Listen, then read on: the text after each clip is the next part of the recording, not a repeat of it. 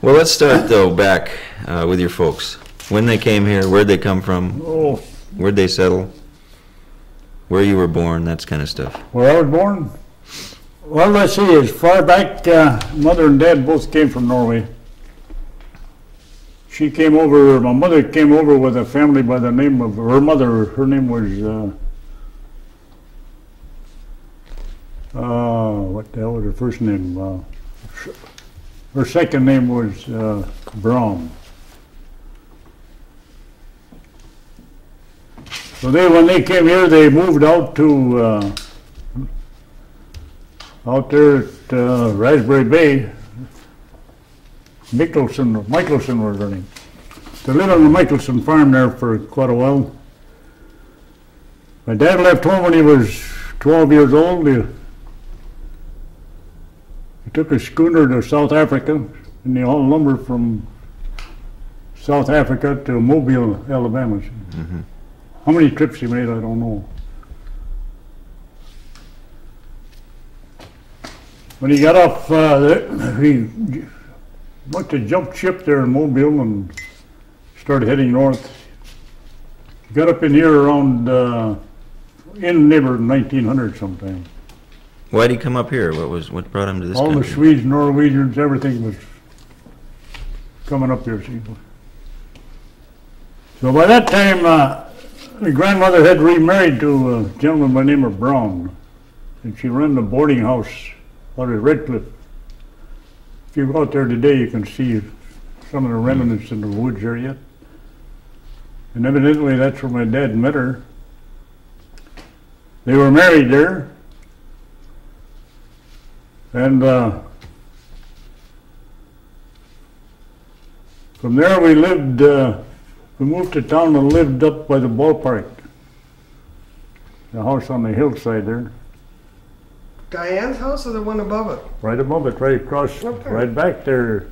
Walter Wasman bought it after that, see. Well, when Dad was a commercial, he went fishing and no, when I was about 6, 7 years old, see, when they bought the farm. They bought a farm back up in there from the woman by the name of Church, Fred Church's anyway. Where was that farm? It's right where, right east of where Jim is. Uh-huh. It's the same farm, but we finally wound up with Jim's farm too, see. I was about 6, 7 years old when they bought it and going to move all the kids to the farm, you know. So we get up there and I'll never forget, first time I went to Mrs. Fred Church's house, she had a parrot. And soon he walks in the door, the parrot, he go on home, you dirty old. Well, I'll tell you where the parrot got it now. See. I think I must be one of the kids that had the privilege of living next door to a whorehouse. I was hoping you were going to start talking about it. I love it. That's where the parrot got this. Yeah. And the moonshiner.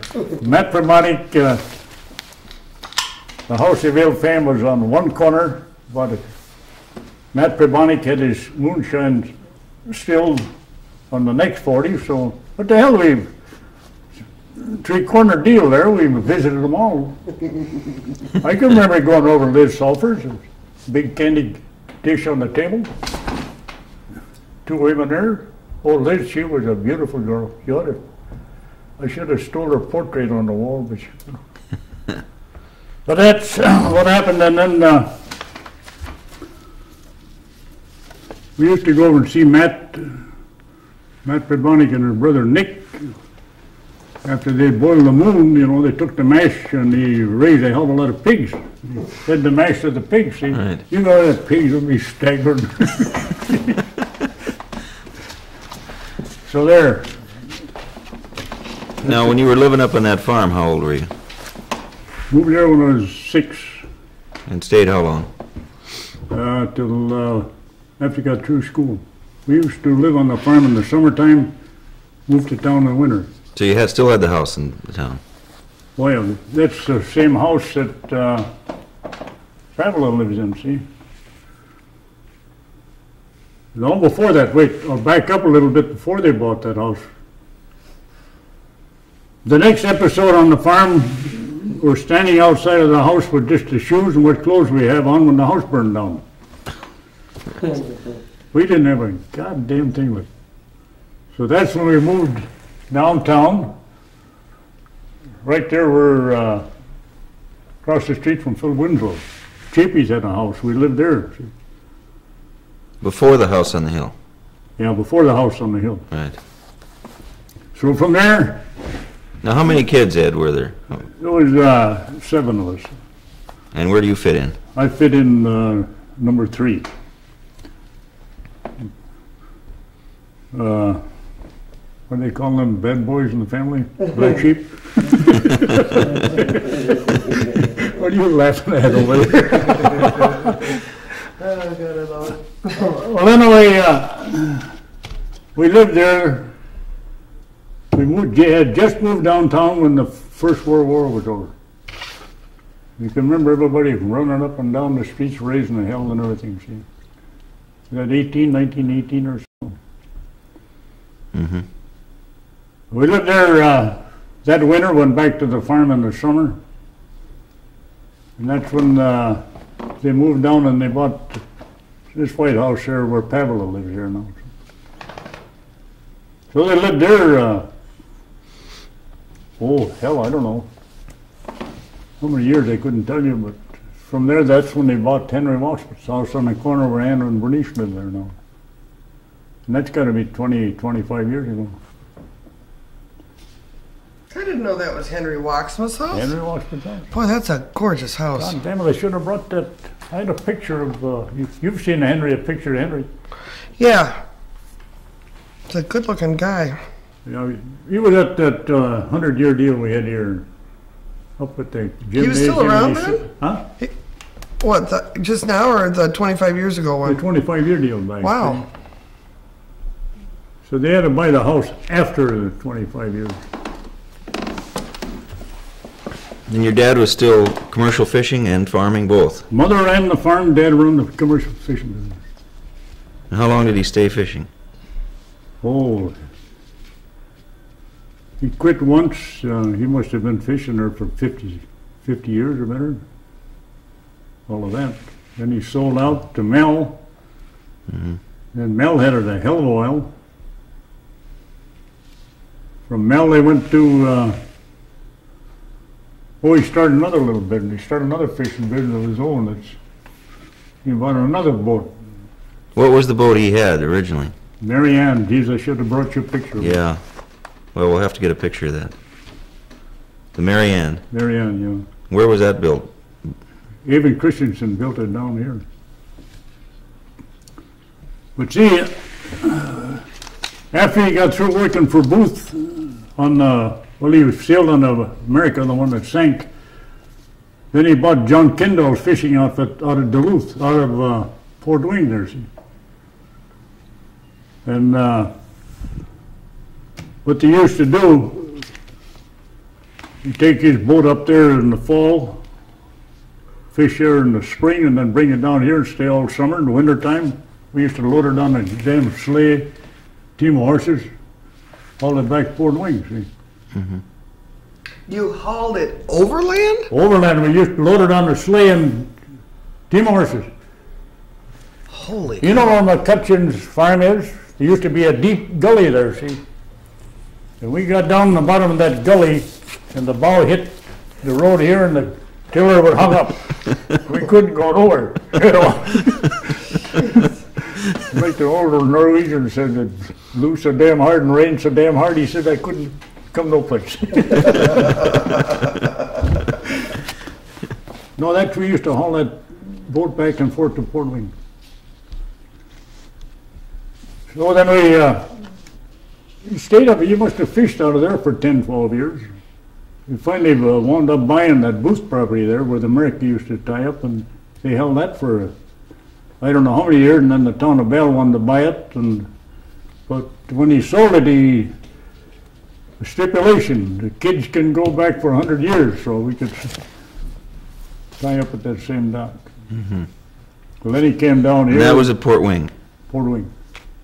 Now he comes back here to Bayfield, and he has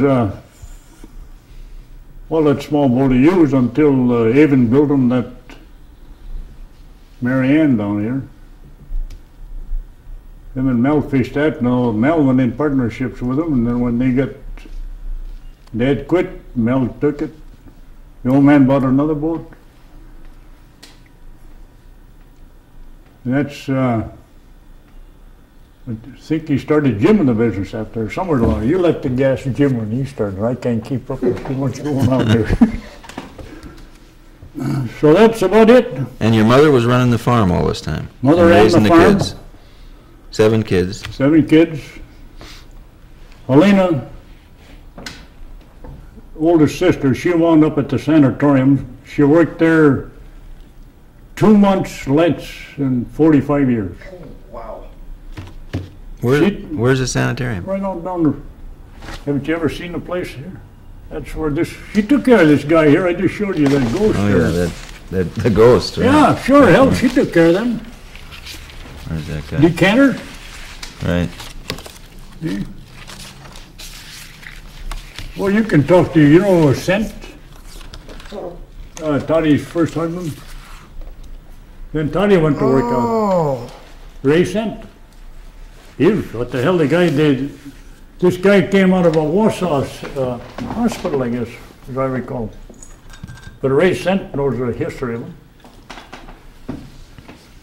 Well, when you were a kid and growing up in high school and stuff, who were you running with then? Who were your buddies and stuff? I had a bunch of damn good buddies. This chum a lot with John Rolson, governor. I ain't governor. Well, I grew up with kids, you know. He lived on the corner right over here. He was kitty corner back here. So we got to know him. Well, we were young, you know, and first thing we got to going a little older, you know. Then we started stealing wood from Joe Linwell. Oh, hell yes. Where was he making it? Joe was buying it from a guy in Washburn. So we used to lay in the governor's front window over here. See, we watched the moonshine when they brought it into Joe Linwell. We sit right there and watch it. They'd take the gunny sack and go down the ravine, see. They come out of the ravine, I suppose they went in the house so Joe would pay them off, and I and governor was down in there tipping over the rice piles. They had big jugs. But I'll tell you one thing, I never had a drink of moon till after I was 21 years of age.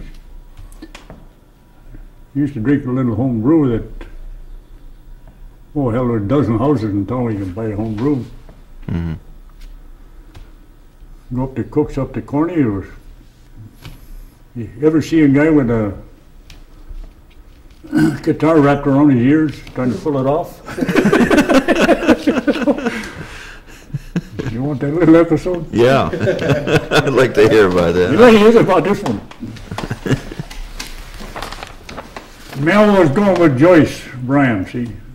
She come out of Washburn. And Joyce's mother always played the guitar, see, and she kept it under the stairway when we went upstairs, so. Joyce took the damn guitar up the corner to a big vash up there, you know, and everything was going along good, you know, and the moon was flowing, and guys were drinking beers. Pretty quick somebody gets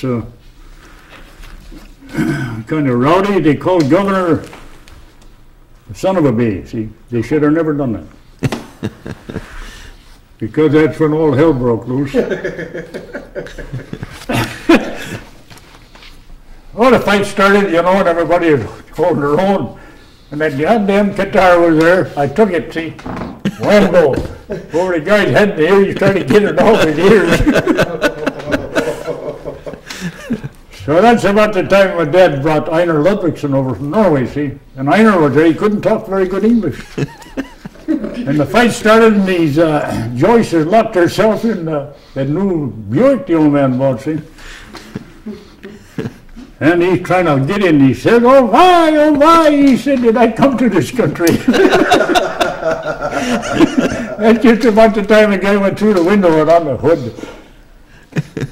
So we went along. Joyce tried to find out. She took that guitar from, mother's guitar, and she took it back home, put it under the stairway seat, and went along for quite a while. Her mother went in to get it, and bang, oh, smashed the hell up. She asked Joyce about it, and Joyce didn't know. So it goes along, and Joyce is trying to find out who the hell smashed that guitar. So about 4 years ago, Shirley and Joyce are sitting at the table over there, see, in the kitchen, drinking coffee and going along. And Joyce says, it's been a long time. She says, I've never been able to find out who the hell smashed up my mother's guitar. I love it. That's 50 years before. Joyce said to Shirley, she said, I'll kill that. If I ever find out who the hell stole my mother's guitar and smashed it up, she said, I'll kill him. Well, she said, you better kill the guy who's sitting alongside you. That's 40 years later. She's, I'll kill him. I'm the guy that rapped the goddamn guy over the years. And, oh, it's terrible.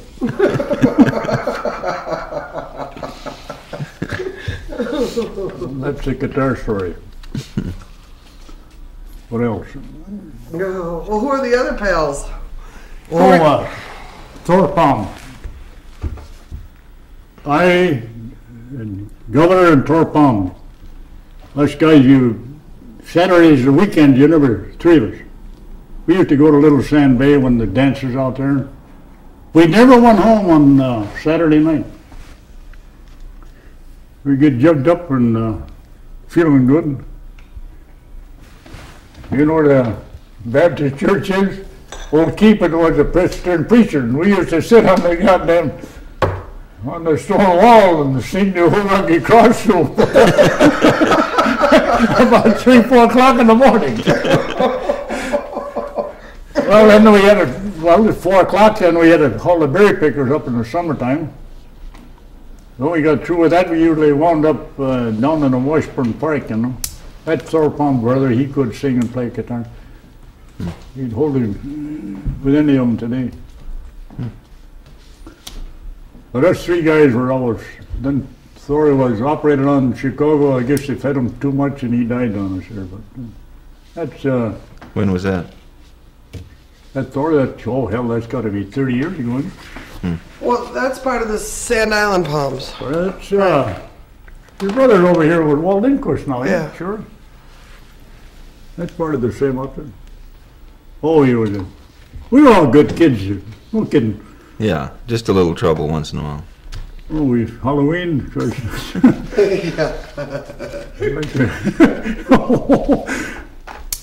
Yeah, damn, that night Halloween gate night is when we tipped over 17 back houses or outhouses.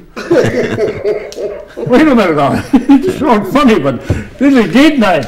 I bet you can't guess when we had done the Halloween night, we were putting them back up again.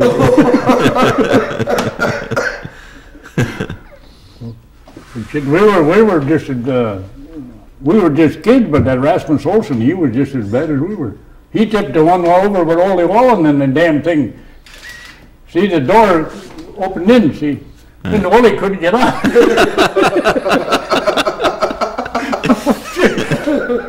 Well, Rasmus still lives over here. Oh. So what else you want? Going back this weekend, I don't know. Okay, we're I've back. never seen a guy that loves that whitefish liver like that, like Mauer does there. Oh, he just loves them.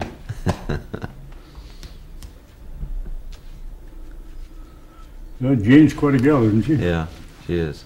It's great. Great spirit. Yeah. What does she handle, the finances for Whitney Estate or something? Well, she's a assistant there. I don't know what she does exactly. she She advises him on what to Yeah, she's a... invest in and so on.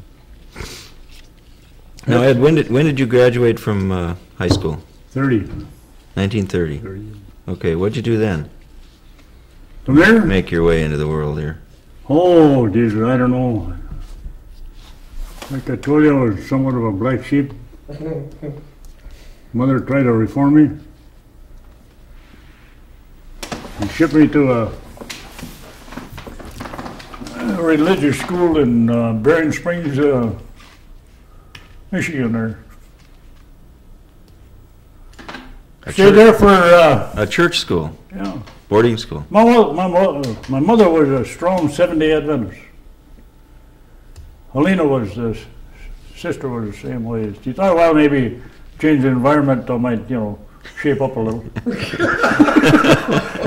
Remember now, I was never bad. I stayed there about, started in the fall, I got out of there in the spring, I guess. Stayed there about 1 year, I guess. Came back home, and from there I went to Coyne Electrical School in Chicago. Well, did it work, is what I'm wondering? Yeah, what the hell, you ain't gonna. You get to a point in life where, when somebody tries to tell you you're all bad, it don't work because you know damn well you're not that way, see. From there I went to Coyne Electrical School. I come out of there pretty good in grade. But then you couldn't get a job either, So came back, one summer I came back here, and then I went back Coyne that next winter, and I came back up here. I went to work on the farm for $1 a day. Big money. So in the meantime, I was driving horses up there, and God damn, I had a rupture, see. And I was having a hell of a time with that truss. And I was right alongside the big ravine. Hotter than hell in July, and I said, the old truss was dropping down, and oh, Jesus. I dropped my drawers and took that goddamn truss, and I threw it in the ravine. I put the horses back in the barn, and that's the last time I went back to farm. I went down here, and that's when the early Nordine and those guys started the box factory. Started there. So we nailed crates. Well, we were making maybe 2.5 a day that time. Big money. So, but then I went when I got through with that, I worked in the cannery. I forgot to tell you, I started working in the cannery when I was 12 years old. Working after school, to say, and till midnight or later. I worked there for, hell, how long? Must have been around the cannery there for 8-10 years. 1932, I guess it was. I went to work for a Hadland Fish Company. Worked for her about 8-9 years, see. And what were you doing? Summertime I ran the fish off, picking up fish around the islands. Used to make Stockton Island on Mondays, Wednesdays and Fridays. Tuesdays, Thursdays and Saturdays we made Bear Island Run and up to Willie's Island, which is now South Twin. In the fall of the year, then we fished the fish hawk here, fishing herring. But nothing, they come in with 7-8 ton of herring in hers. Now, on whose boat? That belonged to Herb Hadland. It was Hadland's boat. I've got pictures of her somewhere too, if I look. So I stayed with Herb till 1940 we got into a row. Herb, he had a hell of a temper, see. You could always tell when Herb was owly because you know damn well him and his wife had having a fight. So he come down that morning and he was miserable as hell. We got into a jangle and I said, Herb, what the hell, I don't need this abuse. He got so damn mad, went out and got drunk, and he stayed out all day, and then tonight he tried to drive his car into the night hotel. We got it right up the steps, right in the first door. So the cops nailed him and threw him in jail, see. Oh, you should have seen, he was, 9 o'clock in the morning, come back to the dock. Oh, he was madder than a hornet. You know. He didn't find out for a couple of days what the hell had happened to him, so. I think it was about 1941. That's about the time we had. I said, Irv, I said, gee, I've been here long enough, and you fight and raid hell with your wife, you come down. So I went to work for Henry Johnson. So I run the roofs there for a couple of years, I guess, fishing herring. And by the way, that first house where Richard lived, I made enough money that fall to buy that house from Nettie Wilson. That was the take on that fishing. That's why I bought the house, and after, later on I gave it to Richard, but after I built the other one. So this was, now we're talking early 40s. 40s, yeah. So fishing was good then? And oh yeah, what the hell was nothing. We used to catch 100 ton a year, which and hell, Melody was catching more than I was, but he had a bigger boat, see. But one of them trips up at on the fish house when we went around Big Bay Point, that's when the big sea shoved the front end in on her. The glass windows took the whole works out. So we stopped at Hagen's. Hagen's had gone someplace, and we went over to the fish house. Went up, we took a storm door off of some house up there to block in the front, see, to get back home, so we come around. That was only one of them, but then it was on the fish house side of it. Oh, then the time we got to the dock and the exhaust pipe come out on the water, we damn near sunk her. Geez, we had a hell of a time. So after I left Hadlands, then when I went to work for Henry on the roof, we had a few episodes there too, which were Sand Island that nowhere outside of North Twin got caught in that southwest and the lifter and all that tore to hell. Figured shit, you never want to get home again, you know.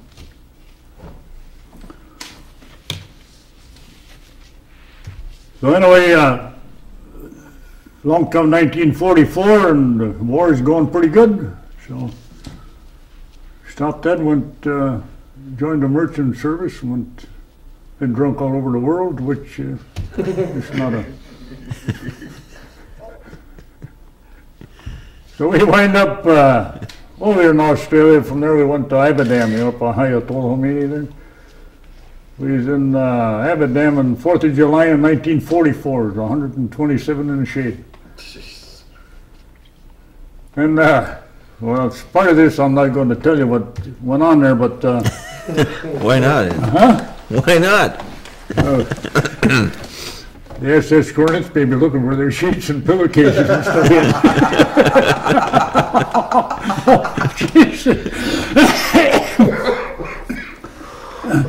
So we, on the way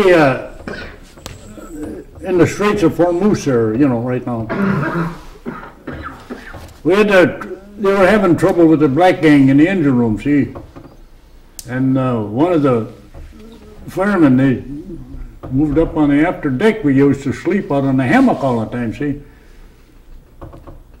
So about, it'll be, well, I had the 4 o'clock watch going in there that, you know, always had the 4 o'clock to 8 in the mornings. So Lou happened to walk out on the deck, and Eddie said, I hear somebody hollering back there. So I went back and here, somebody had cold cocked about one of them wrenches there, see. We got him into Aberdam there right the next morning, and the old man said, well, they're only going to have one leave, so we had a $5 draw, see. Come to find out, they held us there for 8 days. They were trying to find out who cold cocked the guy, but they couldn't. Well, anyway, it was first trip uptown. English beer was $1.50 a bottle. You know. So we stopped at a joint. Henry Johnson was along and Julian Nelson. So give us a round, sir. 3.5. There goes 3.5 for my goddamn $5. I'm sitting with $1.50. When that English beer was terrible anyway. Well, then we find out the old man, you know, We're going to stay there and stay there. We didn't have any money, you know, he wouldn't give us any more, so we found other ways to pick up a little cash.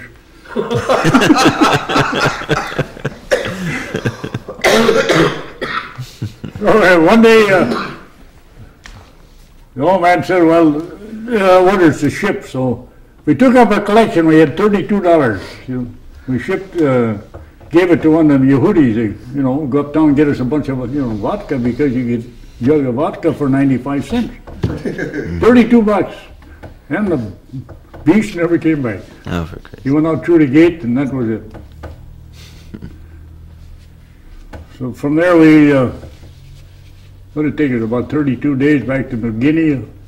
We were up in there where Rockefeller's son was in Hollandia there. We were in there. In fact, we were the first tanker in there with oil that time, when the battleships were in there. From there back to Panama, another load of oil back there. We kept it up there. So you were on an oil tanker, a supply ship. SS Corinthia. In fact, we're going to be recognized now. How many were on the crew? There was 55 gunners or Navy men and 36 seamen. What the hell, you understand what you had to turn to at 4 in the afternoon till dusk. Same way in the morning. See, if you're going to get nailed, you got it, you know.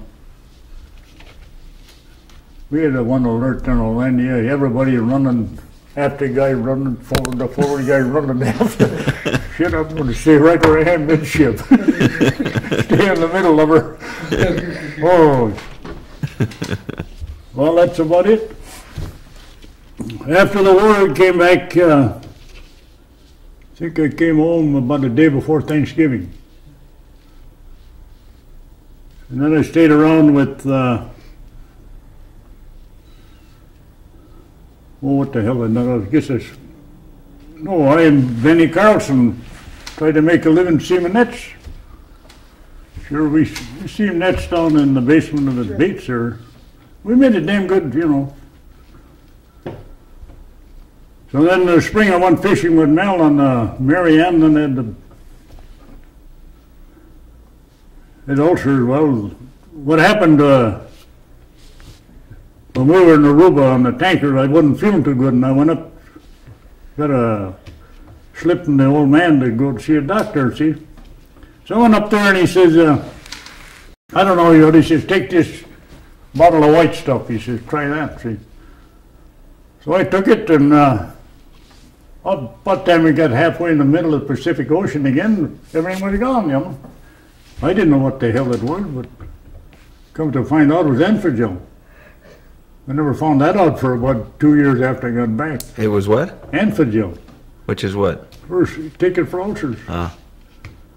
See? So I came back here, and then I went to work for Mel in the spring of the year. That's when they started acting up again, see. I went over to Ashland and Weeks and Tucker. They both took x-rays and said ulcers, so, and every time you ever had them? Never. So I came back, and when I was working for Mel there, and I said, well, I can't take it any longer, so I want to take a couple of weeks off. So the old man had that small boat. If I recall, I put about 2 boxes of ice and about 5 gallons of milk, some crackers and stuff, and took a little boat ride. I stayed at Stockton Island one night. Outer Island, from there to Outer Island, stayed there one night. Next night I stayed at Bear Island. I came back home feeling pretty good. And I was sitting down at, I stopped over at La Pointe Stock, and Eddie Dzerzhinsky was there. What are you doing? Oh, I said, there's fishing. Well, he said, why don't you take, run the lullaby for me for 2 weeks? At the time when his dad, old Frank, and that whole bunch. So I said, well, take her. So 2 weeks was up, and I then. What was the lullaby? It was a 52-foot cruiser. She blew in the boathouse, so I should have brought the picture of her. I had looking through that. So anyway, then Buchholz, he came. They had to have a week, 10 days. Then the Japanese came over, and when they were learning how to, out of the mill, they were learning how to turn veneer down there. So they kept, fall came yet. Well, the season was over, and well, then he said, we want to build a boathouse. And that's when he hired LaBelle to drive the piling. Well, I said, Christ, I don't know about building a boathouse, you know. Well, that's my first carpenter job. That's still sitting there. That's first.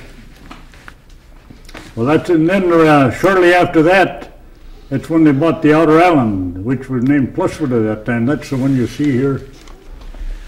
So they entered on, they brought it in and they left it at Kaukauna. It was a little later when, it's in that baby here, sure, right there. So it was in there, they later up at the dock there, and Vic called one day and he said, you better go down and take care of her, see.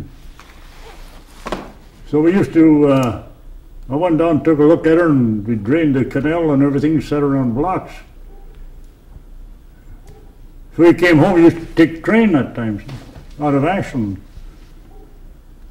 About a week later, hey, he said, you make that trip every week. Go down and watch it, and you take the train down in the morning and catch the next. So that's what, worked there that winter. Well, spring came. What are you going to do with it? Take it? So we hauled a few loads of logs out of Bruce Mines, Ontario. You know, east of the Sioux. And one year, it was in 46, it'd be 45 or 46 in there. Well, then the Veneerville business goes kind of slow, so then Duffield Fireworks out of Chicago wanted to hire a barge. So Vic leased it to Duffield Fireworks. Lo and behold, we wind up in Chicago for 4 months. We shot fireworks off the outer island for 100 nights at the railroad fair there. Oh, for Christ's 100 nights straight. So you wonder why Bayfield had all the cheap fireworks? All the duds, you know, I used to throw them in a hole down the front. By that time, I knew how to refuse them and everything, but all the duds I threw in a hole. I don't think we spent 5 cents in Bayfield for fireworks for 4 or 5 years. So when we got through in the fall, we brought her back to Kaukauna, laid her up. Wintertime, the same damn thing, and then in 1949, we brought her to Outer Island, started logging there, see? Mm-hmm. So we logged that fall, and then came in the winter, late in the fall, he said, Ed, what are you going to do with her? I said, nothing to do with her. I said, we'd take her over and put her in the hot pond in Ashland. So we kept her over there 3-4 winters, see? Put her where? In the hot pond in Ashland there. What's a hot pond? Outside of the power company. Ah. The discharged water, never made her any ice, see? We kept her there for, 4 or 5 years, I guess. But then we started logging, we were logging Outer Island all the time, and Now, who were you logging for? You see. Yep, I'm doing that. where did we leave off? Where'd we go here? Well, we were logging Outer Island. Yeah. Yeah, I asked who you were logging for. Who Well, was, we, what was the logging company? Lullaby Furniture out of Stevens Point. They owned the island, but they also owned Northern Hardwood Veneers at Butternut, see? So what they done, they used to log in the wintertime, majority of it, and we hauled in the summertime, see? Mm-hmm. So we, out of the 12 years, we hauled some 50 million feet out of it. So when you got there with the outer island, the logs were down there by the bank already. Jeez, I wish to hit my head. You gotta get a shot of it because it shows it all. It shows it all on. I mean, we have this one picture. shot, Oh, that's I don't know. which just shows. I don't know if you can get this, Jim, but You know who? You know that Maggie. Yeah. You know this Soper's wife? Yeah. She worked for this. What, Did you ever spend the winter out there in the camp? Did you ever go out there in the wintertime? Oh, well, we used to, as we go along here. Yeah. Black and ugly. Here's a shot of it up on dry dock. That's after this episode of, here. When it went down? Yep, that's the after, she had so much damage, that's there. It's in an ice flow. How big is the outer island? It's 103 feet long and 32 feet wide. And how many tons? 180 ton. But we had to cut her back lately. Yeah. Here's some more pictures of her. That's a sideshow. But there's some pictures in there of my wife Shirley running the snowmobiles off her. Oh, not even. Her holding. Well, anyway, so there you are. So you come out and the logs are already down. During the winter, they've dragged them down by We horses. used to have two landings up there. They had a crane on the beach where they used to unload and deck them up all through there. And in the spring of the year, we used to go and haul them. See? And where'd you take them to? We hauled them from Outer Island to Ashland, load them on railroad cars. By the way, I have log books that will tell you how many cars we shipped. I also have the number of the railroad cars. But 2 years where we, down in Racine, where we got into trouble with Yankee, and he had one of his men steal one of the log books. I never did get her back. But in 1961, we were through logging at Outer Island, see. And the boat laid down here for about 3 months, and I got wind that Vic wanted to sell it. So I knew Nias of the Northern State Bank because Lullaby and Northern Harvard done all their banking business there, and I knew old Nias pretty well. Well, I dealt with him for 10, 12 years. Went in and I said, I understand Vic wants to get rid of the plus one, see, or the Outer Island. Yeah, Eddie says, I think they'll have to do, you know. Meaning that somebody knows somebody some money. I come right smart too, you know. So anyway, in the meantime, I said, well, he looked at me kind of funny. He said, you don't think you ain't figuring on buying it? I said, yes. Well, Eddie said, if you can make a deal, he said, we'll give you the money. I went down to Vic, I said, I understand you got the Outer Island for sale. No, I don't know yet, But I had another in. Old Frank's oldest daughter was married to a furniture maker that had a place down in Green Bay, or a big lumber yard. And I went down there and got to talking with him, and I said, I understand they want to sell the Outer Island. Yeah, Eddie said they got to get rid of it. And Frank's oldest daughter, she was on the board of directors for Lullaby. So they got to talking, Ed, she said, I'll see what I can do for you. We're having a board meeting, and Vic put up a hell of a fight. He didn't want to let her go, but old Frank called up Eddie, said, it's yours. So I went over to Nias and gave me the money, and that was it. He said, how long do you want the loan for? All I said I should make it, pay it off in 5 years. So Christ's business was so goddamn good, we less than 3 years had it paid off. See? And then, well, we were doing a lot of work around hauling stuff. And what kind of stuff were you hauling? Because you weren't logging anymore. I got about 8 or 10 trips where I hauled logs from Pine Island, Thunder Bay.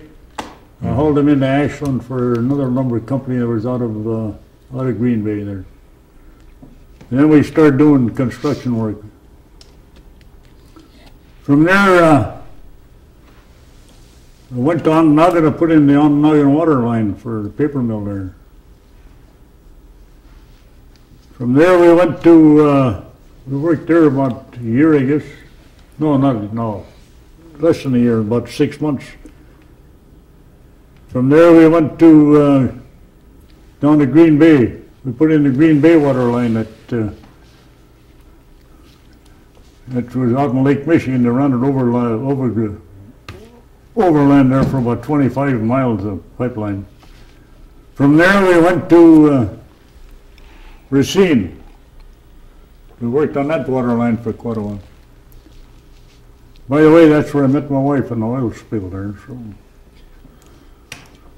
So from there, I think it was about 62, we brought her back up here, and we've been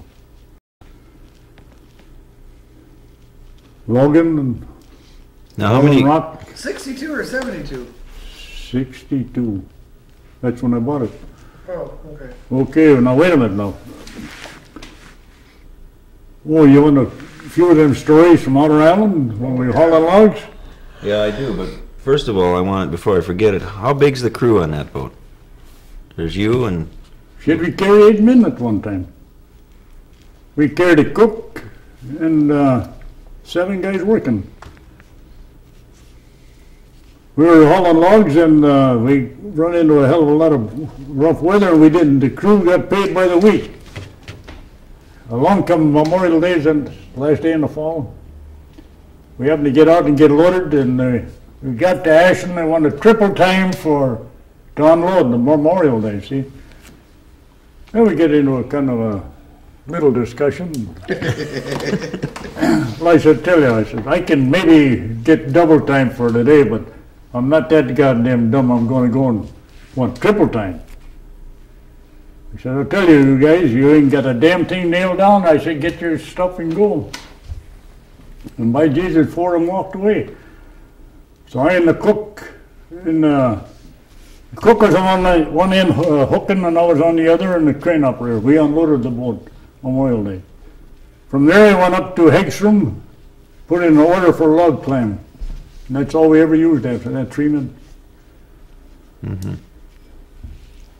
So they, Log clam being the yeah, log clam, fish,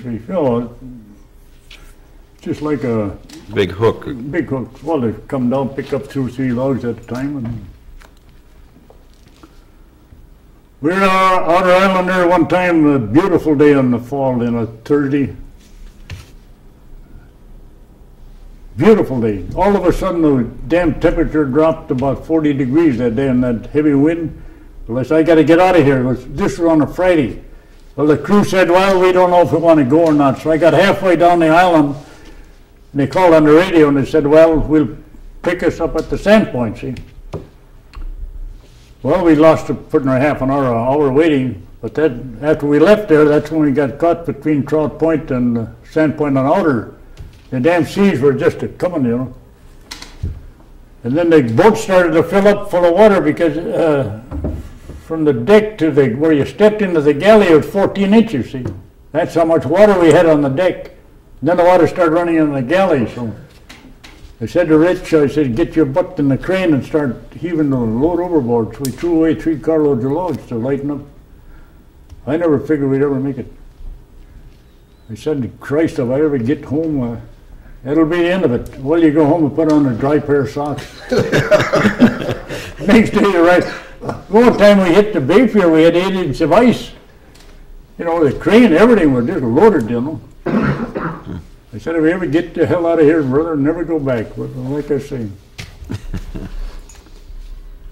that happened twice that I remember that we had to throw stuff overboard. We threw over any number of times you get caught in the blow with a load of dirt, you know, dredging material. Throw overboard. You can always go back and get some more.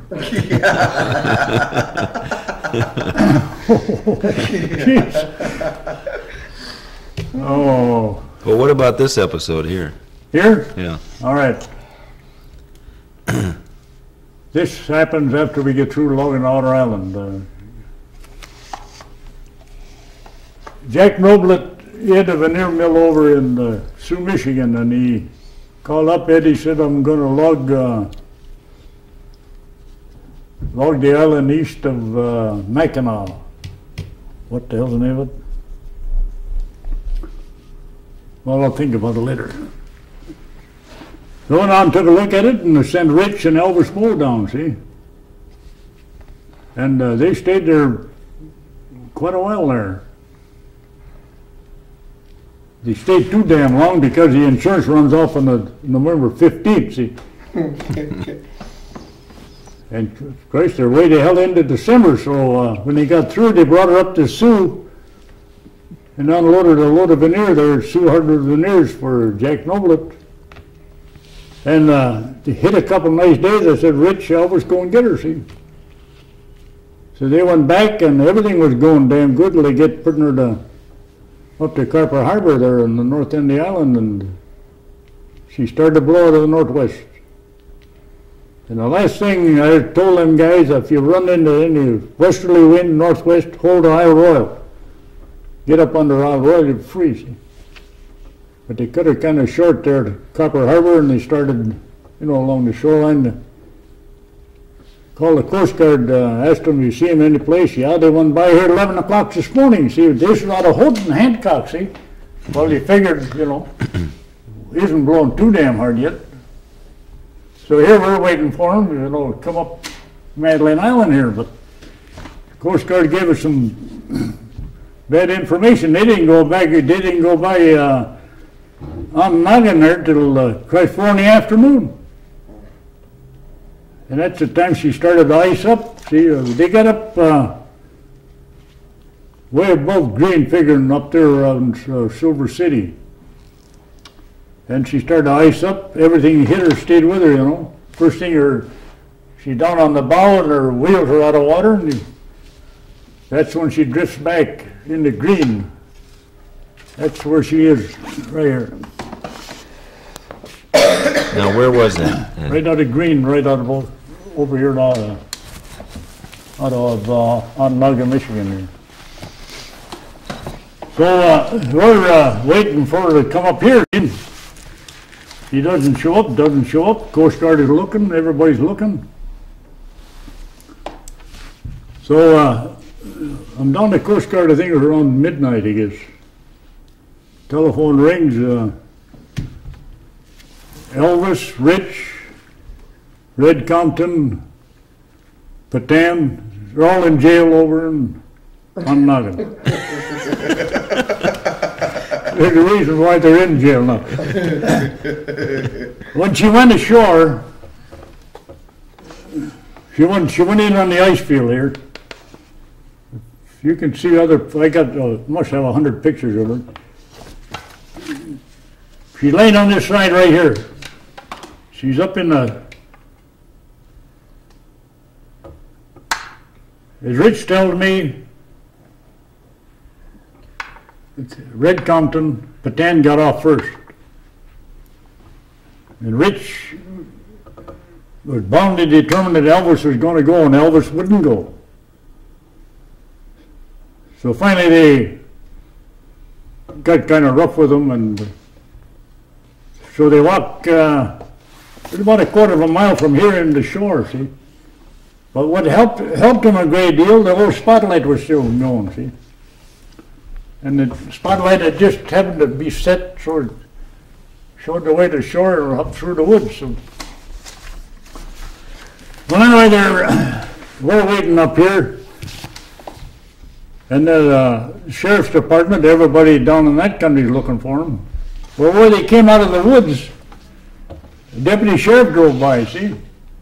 And they had heavy clothes on, and the deputy sheriff thought, Christ, a bunch of snowmobilers. Well, they leave the guys on the road, and they go down the road quite a ways, and the guy's having to think, I better go back and check these guys. So he goes back and checks them, and here's the crew off the other end. Well, how they wind up in jail, that's the only place he had to take them to dry them out and keep them warm. So that's about the time the call came in of the Coast Guard. Well, then I took out of here. I don't know, I must have left here about 2 in the morning. I got over there just about 5, I guess. I went in the jail, and you have never in your life seen 4 guys so goddamn beat in your life. They were. Oh, then Rich, he kind of started to whimper a little bit. Ed, he said, I lost the boat. I said, to hell with the boat. As long as you 4 guys are safe, that's good enough. Oh, yeah. I said, never mind. I said, as long as you guys are all right, I don't, we'll always manage some way.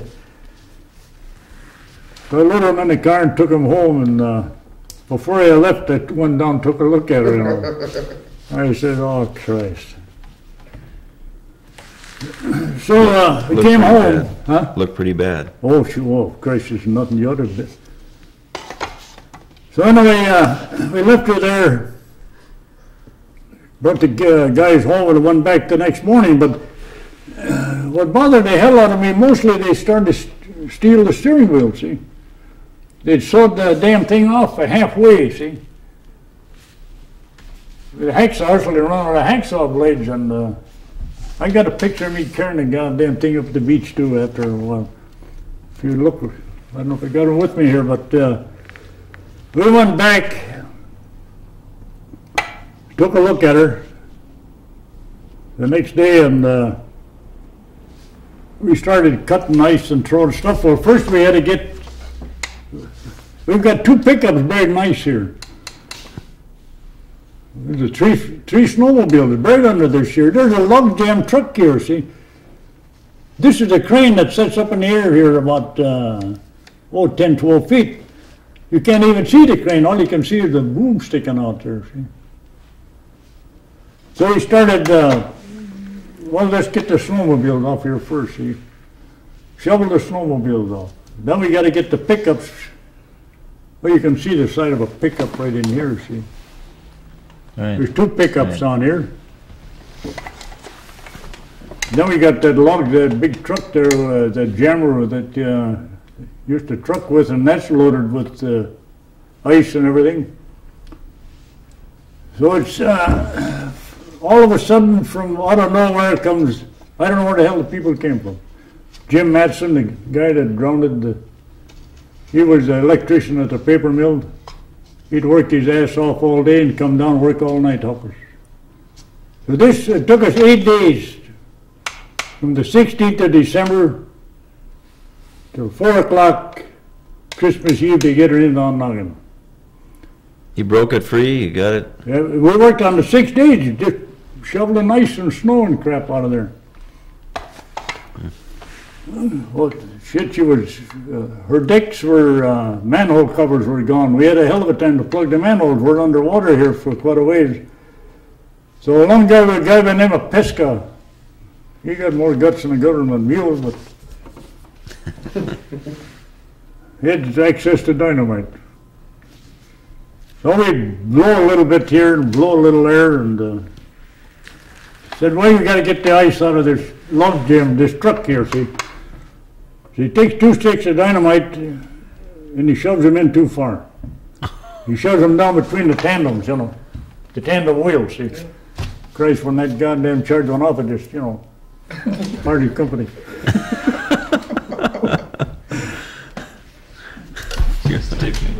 Have Bucky tell you about the time.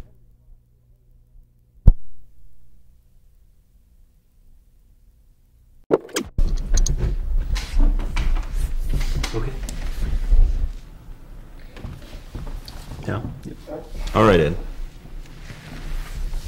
So you blew the tandems off the truck. Is that the last part? Yep.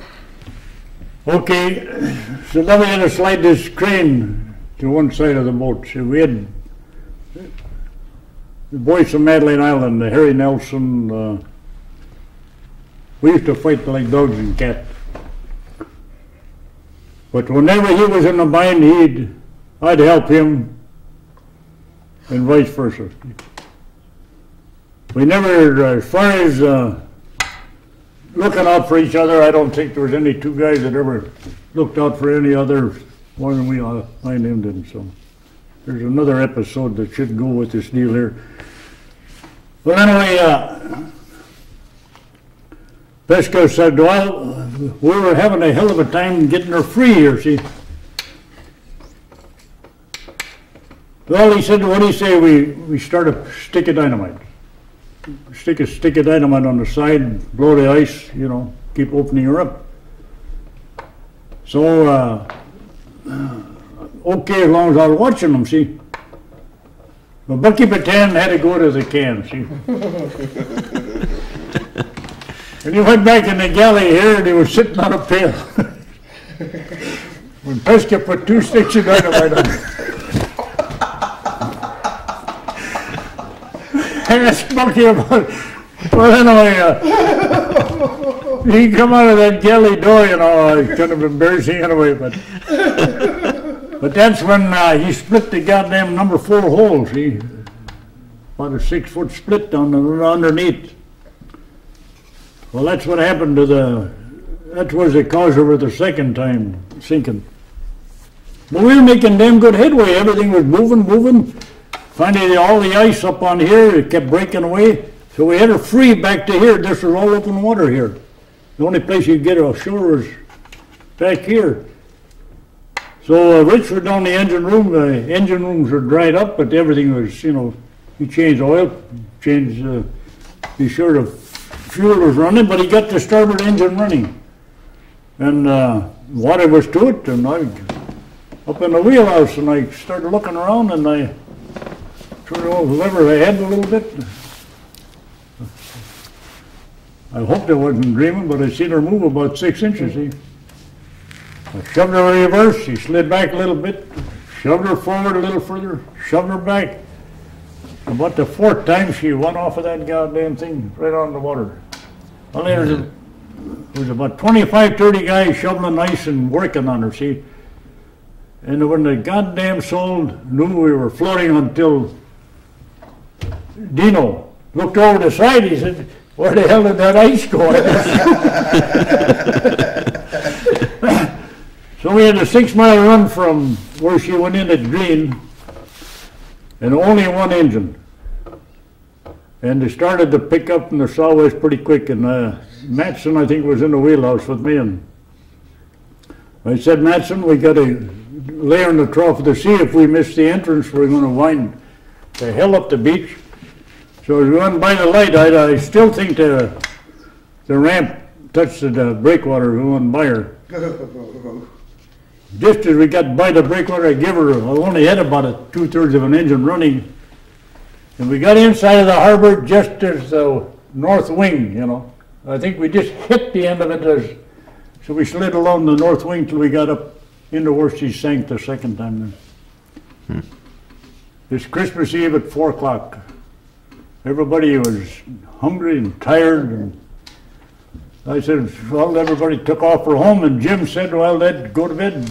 I'll go on home. He said, I'll watch her for you, you know. 8 o'clock Christmas morning, he called up Ed. He said, I got some bad news. Christ, it can't be any worse. We went through Ed. He said, she sunk again. So that's I spent Christmas Day. I went down, took another look at the goddamn holy balls. But then it took us, we tried 4 different times to raise it in Onondaga River there, till finally we got her up. And it was coming along pretty good.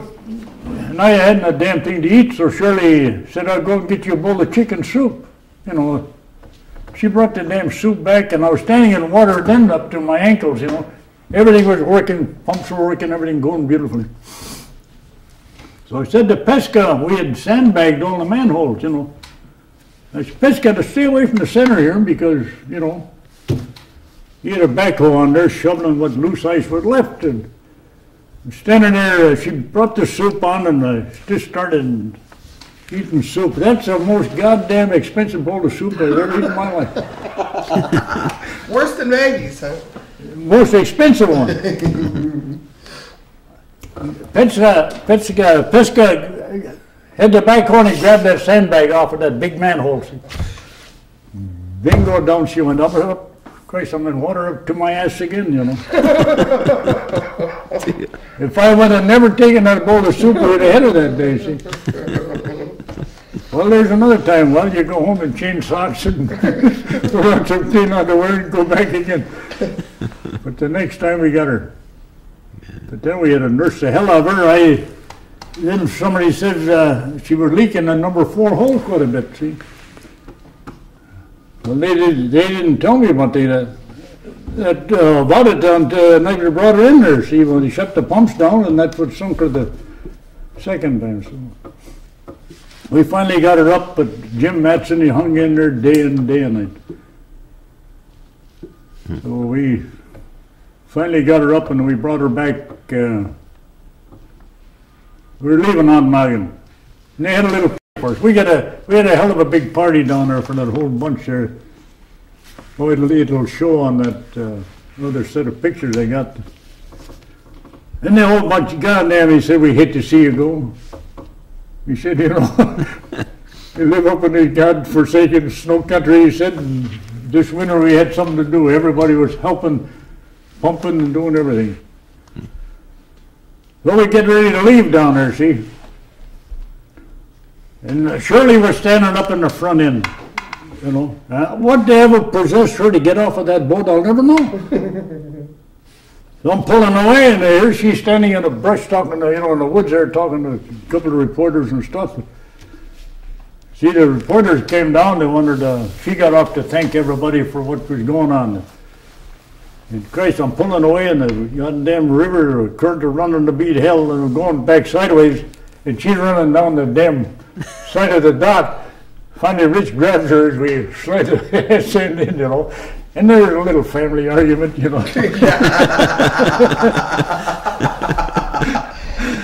But in the meantime, at the time when Ellison Batan bought the Ellison B, so we had her in tow with us, so we towed her all the way back up here, see. And we were having a hell of a time coming up. So we get into Long Island here, there's ice in the harbor here yet. So we get, as soon as we hit the ice, there must have been 8 or 10 Bayfield fish boats come out to greet us, and they busted the ice around, we got her in. Then we took her in here into Bayfield, and the next day we took off her shipyard up Spreer. There's where she's in the yard. This shot. That's her right there. All right. So anyway, when I'd worked in the shipyard winters there, about 4 or 5 winters, and I knew everybody in the yard. So we went under the big bridge. That's up in the west end there where we had one yard. And we went by the dock, you know, there's everybody come out, see, all with their hard hats. They all stood with their hard hats over their hearts. We got 200 or 300 men do, all the way down to the dock, and when we get down to the office, there comes Fraser with another hard hat. Everybody wanted. We put her in the dock, and goddamn, I don't know if it wouldn't have been for Fraser. I don't know. I don't think she'd be here today. So that's about the likes of that. Well, how many years you been running the Outer Island now? I bought it in '61. I went to work for Northern Hardwood for 2 weeks. I stayed there 16 years till we got through logging, and in '61 when it was for sale, I bought it. 27 years. I've owned it now and it's since still 61. going. Still going. Leaving in the morning and drive piling down the port. We gotta not forget to talk about the flood, even though we don't have the pictures. Oh, the flood, Jesus. Yeah, and we gotta talk about Nellie. We sort of missed Nellie in this whole story so far. And 5 kids. I mean, 5 kids. Yeah. We've been talking about Rich a lot. He belongs in that clan. When you want to start the flood? And then we gotta talk about the coin flip. Oh, that, jeez. We ain't through with the judge yet. We're getting back to that flood, it was in 42, wasn't it? Yep. July 6th, 17th, 18th, what was it, 16th, 15th, 16th? Something like that. Well, anyway, started out a beautiful day and it started to rain, but as the day wore on, it got rougher and rougher, and about 6, 7 o'clock at night, she was really coming down. And that's when the big 4-foot pipe plugged up in right over here in the ballpark. There used to be a ballpark right down in here where that sluiceway and all that was. that culvert plugged, and she went up in the air this way. Then the water started spilling over till they got up to the road level right here where the ballpark was. Then it started spilling over the road. Then the road started deteriorating. There's one thing I wish I would have hit a camera that night. Henry Hanson standing with an umbrella. Oh, Passing sandbags. I'd give him my right arm if I had a picture of that. Well, anyway, water started to go down between in the alley down there and just kept going and going. Finally, she's going in there between the drugstores and down through Myers Barn, down over the railroad tracks, and going and going. And pretty quick, going to Gus Weber hit the bakery that time. All of a sudden, we're all in the bakery, and when that big rock crashed through the north wall, and Gus said all the big goods ready for sale on the next morning, you know. And boy, when that rock hit, took that wall, the ovens, the whole damn works, and it went right straight through the building. And I and Gus Weber just got out of the damn door and away she went. All the Christ we should have ate before that. So all down they're standing there, and the water is really barreling through there, you know. The old Blue Ox building that Gus Brown owned there. Just like an old tired old man when that went in, I don't think it made a damn bit of noise. That's down in the hole. Next thing, Turnquist building starts to deteriorate. That's when the postmaster, what was her name?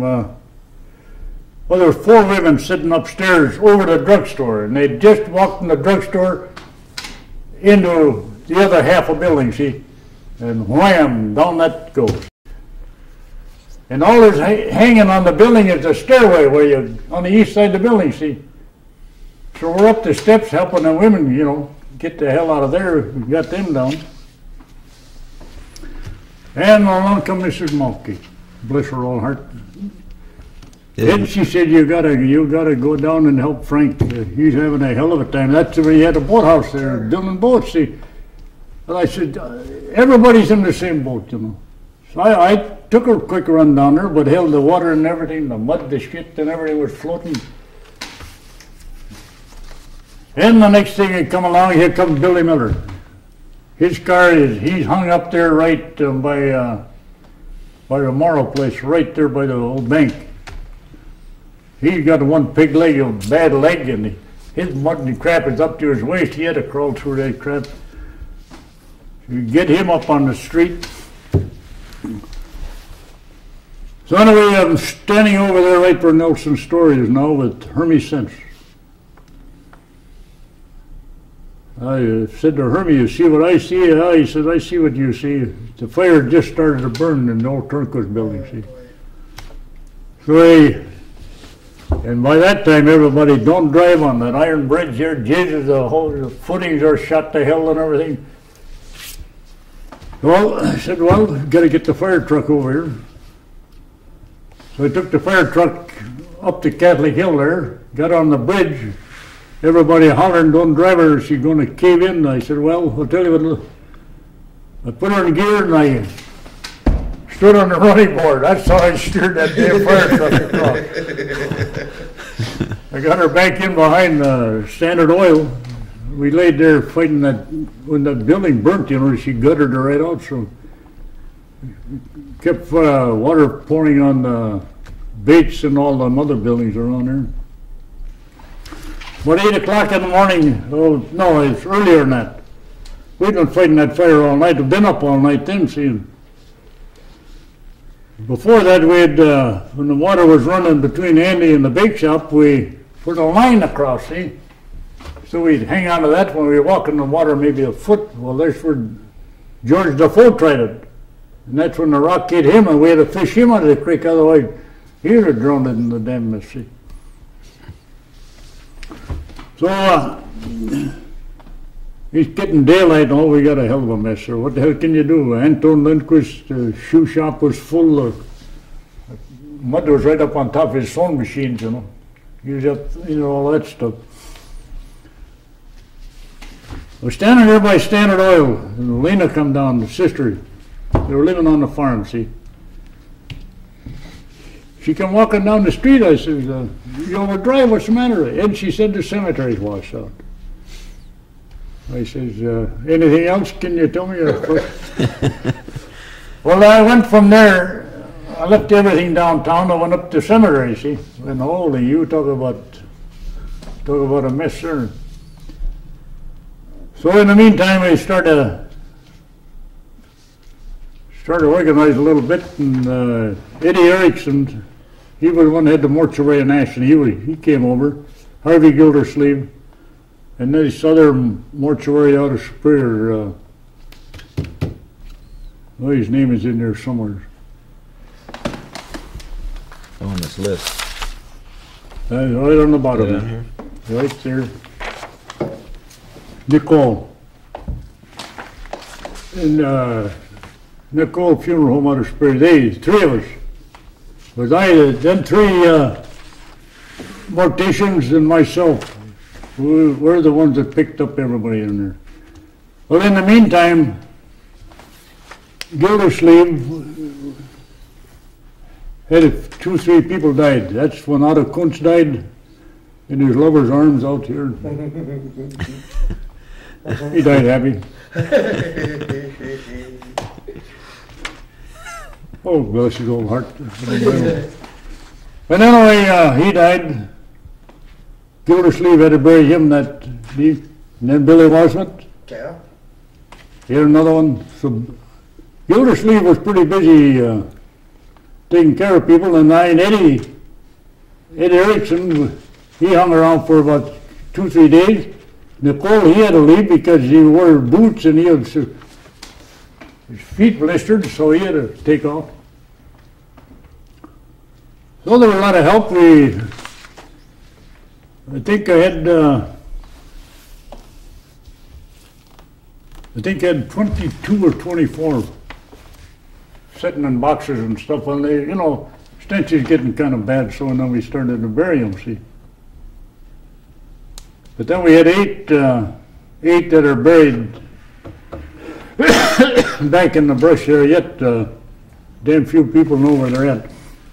Them are the 8 unidentified ones. Mm-hmm.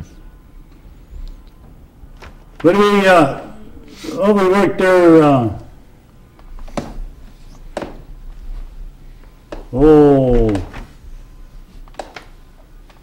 was it 7 days and 6 nights? That's the only time the state ever bought liquor for anybody, too. Well, they sent a health officer up. He said, you better, you know, got to have a little stimulant here, so. I remember bringing us a couple of jugs. So anyway, we, come Saturday, that's going to be the end of this deal. You know, we've had them, they're all buried, and they got 8 of these here that we can't identify yet, so I went down to the depot, and Bernie was there. I told Bernie, I said, Jesus, we got to dig 8 graves in a hurry here. He said, will you run your backhoe up there? He loaded his backhoe up, run her through the old Blake farm back in the woods, dug me a ditch here. Maybe part of the ditch is open yet, or maybe 50 feet. So we took them 8 that couldn't identify, and we put them all in boxes, the unidentified ones. Mm-hmm. Well, Ed, how do you identify We're getting back to that open grave we opened up, where we placed everybody in, you know, gave them, I think, about, we buried them about 4 feet apart, that's what I recall, you know. And we put markers on them, but the worst mistake that was made, was written in ink, a little white pad, and a lot of it It's washed away now, so I was up in there last spring. We had the WCC crew. I was going to start to fix it up. They were up there a couple hours. I went up there 2 or 3 times. I said, be damn careful, don't do this. I'd go back. Finally I says, pack your stuff and get the hell out of here. You're too damn rough. You're losing too much stuff here. So it had nothing been done there. But we quit picking people up on a Saturday. This is the day. I've got the original hid someplace. It was authorized or stamped by Millie LaPointe's niece there, Louise Stahl there. She was a notary public that time. We were all through Saturday, see. I don't know, we got talking down there one Saturday night, why the hell we go back on Sunday? See, the Sunday stuff is not listed here. See? So we went back up and we thought, well, we'd go down the ravine a little ways, see. So we went down the ravine about, maybe 100 foot from under the fence, and then I walked there on the corner and I said, my God, there's a woman's stocking sticking out here. So I got down in there and started digging around, and I got a woman's leg tore off at the hip, right leg. And as I recall, I don't think there was a run in that silk stocking, see. But as I'm digging, I get another leg. It's the leg of a man, see. Now, what the crap going on here? And I can only get 2 legs, and I still can't get the body out of there, see. So, no help, I'm laying in the mud and crap, and I got my arm down in the water and the mud, and I feel a log. I can feel the other guy's leg with a sapling in behind the bend of his leg here, see. So I dig around, and I finally get his torso loose. A1 shape. With a green necktie. That's all he had on was a green necktie. And I'm trying to hold him, and I can't hold him, the water. So I said, well, I went and got a line, and there was a tree that was bent over the bank there. I tied the line around here. I made damn sure that they weren't going to catch me, I put it around underneath his arms, took the line, went up on that tree, and the weight of the tree, me hanging up there, bend it down, and I fastened the line damn tight there, see. So then I went back down in, and I started to feel around and pull the crap out from under his legs. And as I gained a little bit, finally I got him hanging by under his arms, and I got him free, and a woman with a leg, with a silk stocking on. But they're not listed in here. So as we were going along with this whole scenario here, we were picking up pieces, and we'd pick up a hand or we'd pick up a bone. Well, we had and we saved all of that and put it on the side, and then we buried it all in one box. See? Mm-hmm. And that woman with the silk stocking on, I suppose, we put her back in there. Yeah. But to this day, you can never find out who the guy was with it. And his body was, I don't think it had been in over a year or so, with a green necktie, and never been able to find out who he was. What about the Catholic who? Okay, now when we get back to Roy, he's the one that shot this. I just mentioned her name here.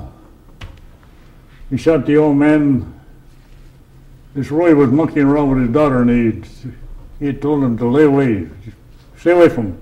So they came into that wrestling match. They headed up the courthouse up here, and man Mountain Erickson was fighting there that night. There was any number of them. So after the fight, Roy went up. He walked from Roy's Point up that town line road, up to the Lamont farm, and he hid in the chicken coop, see. It was in the winter time, and that time they'd had some stuff over the window where they'd keep the heat in, see. So you could see where he had tore that, and he could see him coming up the road. Well, in the meantime, it was rough going, and they couldn't quite make it home, so they had walked, see. So when the old man Lamont went around to put the key in the door, Roy come out of the chicken coop and he whammed him there, see. Then he shot at Mrs. Lamont, and she dropped down. Well, he grazed her right. Well, that's another story. And then he shot the girl in the stomach, see. The old man is dead. The girl has got presence of mind to lay on her mother pretending they're all dead. See? Roy leaves, and he goes home, and he's sitting in the house. That's when the Lamont girl, she walks from there down to Pitt Points, when Pitt had the store there, see? Good Lord. She walks down with a bullet in her belly, you see? And she tells what happened, and in the meantime, Roy finds out that they know something's wrong up there, so he goes upstairs. He sits on the edge of the bed. He puts a line on the trigger and blows his brains all over the curtains. So Doc Merton was around, not Merton's, but he's married to Merton's daughter. So we all went out there, and we went up to Lamont Farm. Here, old Lamont is laying in the snow. He'd, froze stiff in the. We get in the house, and honestly, you have never seen such a mess in your life. He had shot the mother right down through the breast, her wide open, and the blood and the stuff. But the girl had taken care of her all night with a bullet in her belly at then, till she got there. Well, then we loaded them. Doctor fixed her up as best he could. We got outside and we loaded him. We had a sleigh, a team of horses. We loaded him on the sleigh, put her on the back end, and hauled them all down to the road, and then they loaded them in the hearse and took her to the hospital. And in the meantime, it's when Roy, he knew something was wrong, then he shot himself. Well, they had to go back and pick him up, Talking about a scenario. And then how many years later was it you had to pick him up? A year later. This happened in 41, see? Yep. See, when Treelor fixed him up, I think it was Treelor, either Treelor or Gilders. Treelor was. He was shot so damn bad he just wrapped his head in with a sheet, and they buried him in a pair of bib overalls. So he was one of the guys, his name is right here, Roy right there. If you commit a murder 40 years ago, the Catholics didn't want, they wouldn't even let them bury him in the Catholic cemetery, but the Protestants, we took him over and buried him in the new cemetery. Well, he was one of the guys that washed out in the flood, see. And here he's laying with his bib overalls, his skull wrapped in nothing but bones, see. But then the priest took him back home and buried him right in the south in the cemetery there. So that's, what else you want to know? Yeah. Mary, what were you referring to? You've referred to Rich, and he's one of your kids. We better find out when you got married and stuff like that. Well, I got married in 1932, I think it was. Oh, right after you got back from the school. Yeah, shortly after that, yeah. Yeah. Oh, Rich. How'd you meet your wife? Did you know her? Oh, it's neighbors up here. On the farm? No, right up in town here. They lived in one house, we lived in the next.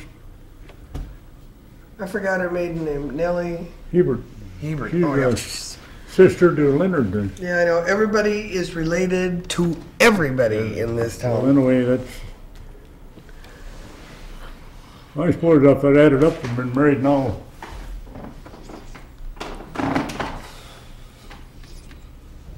54, 55 years, I guess. Yeah, 40, yeah, about 55 years. And you had how many kids? We had 5. And Yep, we had Jerry, Rich, and Debbie, Lenny, and Jim. So that's about it. When did you've run for mayor before this last 6-year span? You were mayor once before. I was Mary. Jesus, when did I?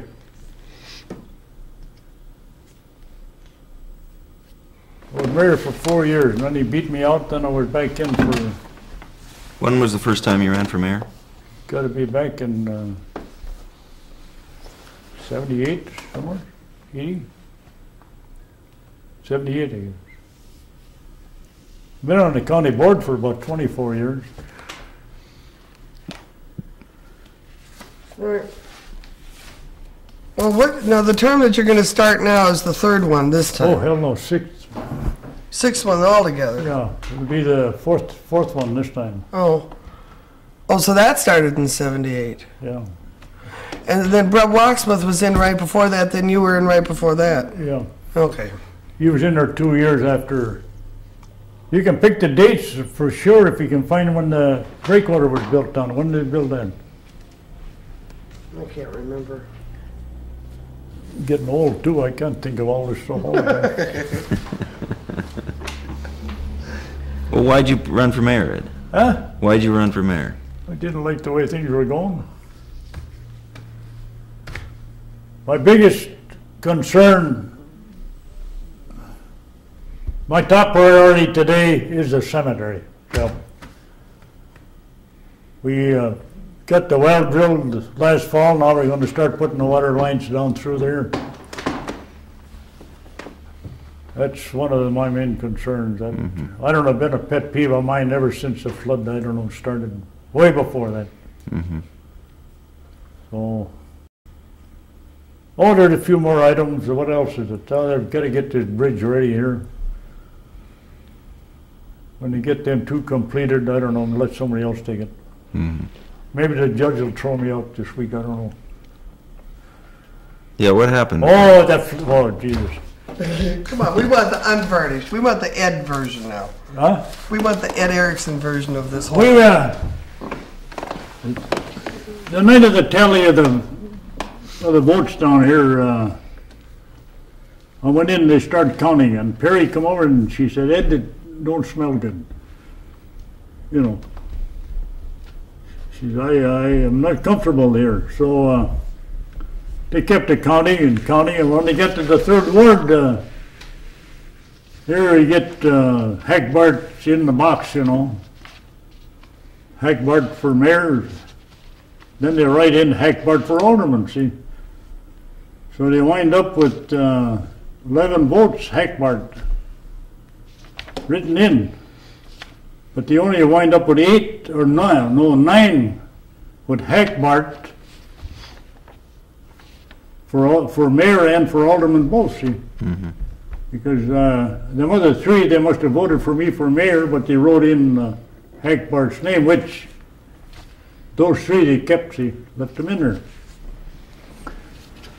So this going about 11:30 at night, and Perry, she hadn't turned anything into the Washburn yet.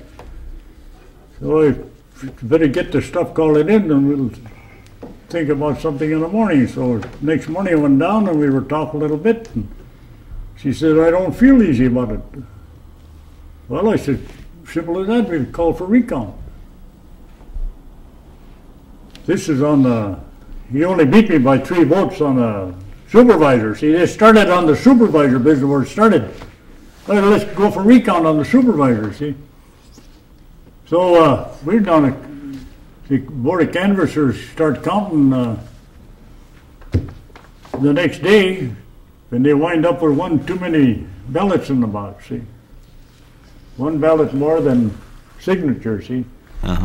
So they said, well, what the hell going on here? So talking to Strum said, well, you got to do something. He said, why don't you call for a recount? I said, okay, I will. So after thinking about it a little bit, I said, what the hell, we're going for one, go for both of them. So then I filed an affidavit to go for a recount on the mayor's job, see. So at the recount over there, was last Wednesday. Then they started to recount, and that's when they threw out the 8 ballots with Hackbart and for mayor and Hackbart for alderman. So, Christ, we wind up a tie vote. Oh yeah, what the hell? Oh, right away, quick, let's flip. I said, no, I'm not ready for that yet, because knowing I had 10 days, see. So they got kind of start chewing a rag a little bit, but that's all right. I held tough. But day of reckoning came on the 10th. That's when the attorney started working or coming around. So went over there and there was half a dozen people there. No more than a half. Strangers, other than the counters. And so his attorney from Michigan, he got an office in the east end of Ashland there. Well, he says, they start talking about legality, all this crap, and well, he says, I brought 2 witnesses over here to contest you throwing out our ballot, see? Well, you know Mr. Shushery. So she raises her hands in the air like this, you know. I come my vote, see? And she brings her goddamn hands and her head down, and I think she must have bruised her forehead because her hands and her head. Well, shit, she admitted she was one of the culprits, you know. She shouldn't have opened her mouth. She admitted she voted for both of them. So, well, then Mrs. Kanuki, she was smart enough, she kept her mouth shut, see. So anyway, we sat around talking a little bit. That guy says, come on, time for the toss. His attorney. Well, I says, anytime you're ready. So he's the one that suggested the toss, so I didn't do it. I looked at Hackbart, and he looked at me, and I call it, but you don't call until it's in the air, see. So everybody started digging out quarters. I never see so goddamn many quarters in my life. Everybody had quarters. They picked Hackbart's quarter. All right. He gives it to Perry, see. So that's when I said, you call when it's in the air, see. It's your ball game if you want to take it. So just as she flipped it, see, he hollered heads. But I've never seen a goddamn quarter take so long to settle down there. And that goddamn thing had flopped over, and I just said, finally, flopped over on his head, and I had the tail. The Perry looked over, she said it's tails. Ran away quick, and then he started handing out the goddamn subpoenas, you know. He had to go to the courthouse, see. I might have been a little bit cagey there too, but you run to the courthouse, see, on Friday, you know goddamn well, Judge Gallery is in on Friday, see.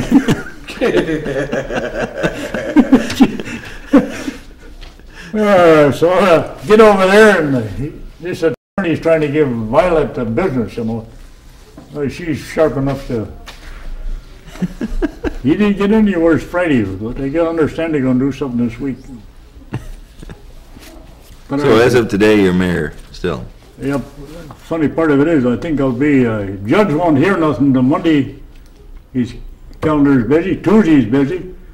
We have a reorganization meeting Tuesday night. See what's bothered Hank Barty? He went around and he promised everybody everything. But he's going to lead the same bunch you got in there. They're a damn good bunch.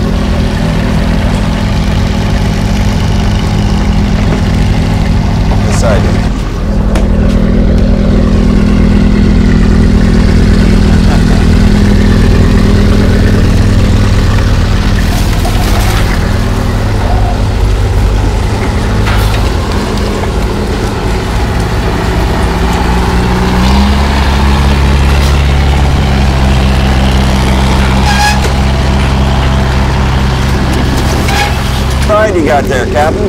Huh? Pretty nice ride you got there.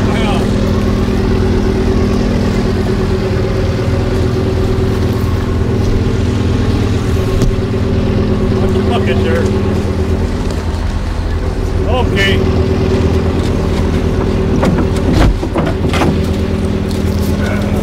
You want to ride back? Yeah. Go ahead, heal it. Go ahead, heal this. How you doing? Good to see you. Jump on and give you a ride. All right. Want me to go with you? Yeah.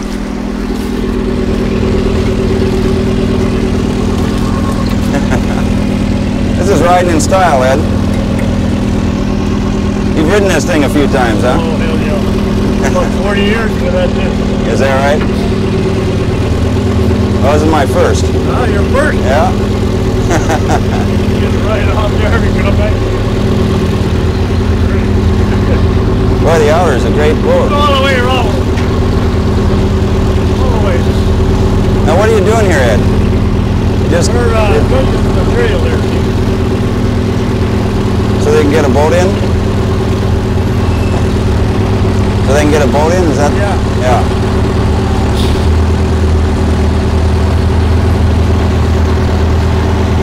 Have you ever rode on one? First time I've ever ridden in one of these things. Now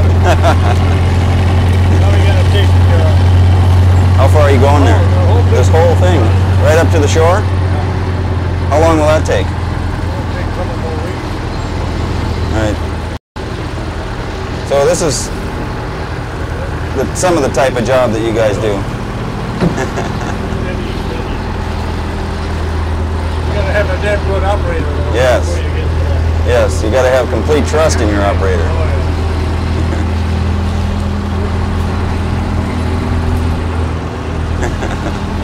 Digger.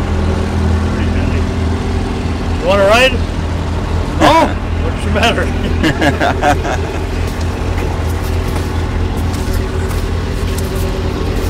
Well, thanks, Ed. Yeah. He'll give you a Thanks couple for the shots lift. right from here when he...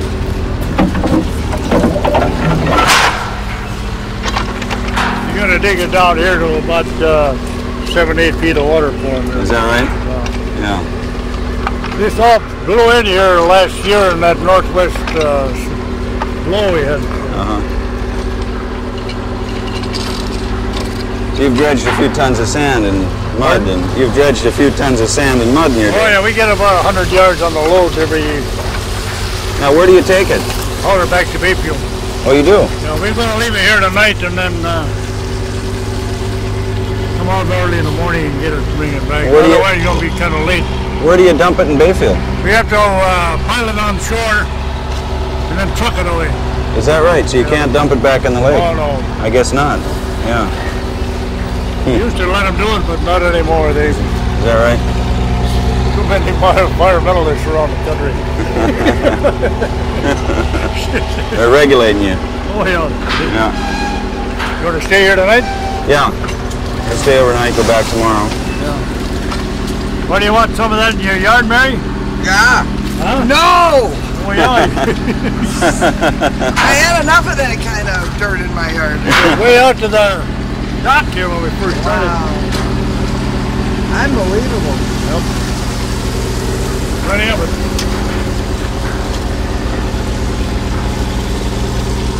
He's coming back in tomorrow. Yeah, tomorrow afternoon. We're going to try to do a little thing with some of the Sand Island crowd here tomorrow. The Dolls and Fred is coming out. Skinny dipping tonight here. That one right. I threatened to do it the minute we hit the dock, but I didn't get a chance. It was colder than hell there this morning. Is it? I had my heavy jacket on. Yeah. About 10 o'clock. Well, I think it's 10 degrees hotter out here than it is in Bayfield. It was raining a little bit here early this morning. Yeah. But not a hell of a lot. Yep. We got Gov and Walt going a little bit this morning. Gov and Walt going a little bit. I want a picture of the house where we used to spread the curtain and take a look. It's only a block from where Mary was. Oh yeah, we had a lot of weed, vine, and mold and everything else. Said there was some that was stashed down in the ravine. That's Back right there in the ravine. That street 5th Street now. No, 4th Street. Oh. That used to be a big ravine cooler. It's been filled since. Shiner used to haul it in and throw it in the ravine, and my governor used to go and pick it up. Well, he fell asleep. He forgot which day it was he was talking. He fell asleep. We tried to go wake. You know, I thought maybe he's over there. Went down on the door. He didn't hear us. Probably turned his hearing aid on.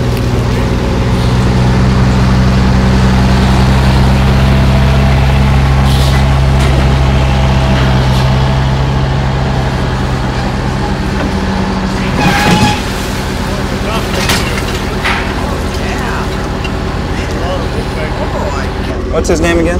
Fred Anderson? Fred Anderson. Right. Yeah. Boy. Sure you don't want to mow lawns for your flower garden? I'm quite sure I don't want one for my flower My garden. God, you'll never get anything better than That's right. moving from one yard to the other. The flies just start showing up here about 15, 20 minutes. Really? Too damn cold for them here this morning. Now you want to get on board somehow or other. Yeah. I want to get on. I want you to show us around the outer. Oh, pretty muddy over there. And, You're going to get wet feet. huh? Pretty muddy all over there. No, I don't care. Well, you'll have to ride. Go on. The only transportation we got is that. Like that? You can't Huh? throw a board over it, or you could go back and get the... Huh? I should have gotten a rowboat and go back and get Yeah, the rowboat, but rowboat would be, well, I'd get off over here. Right.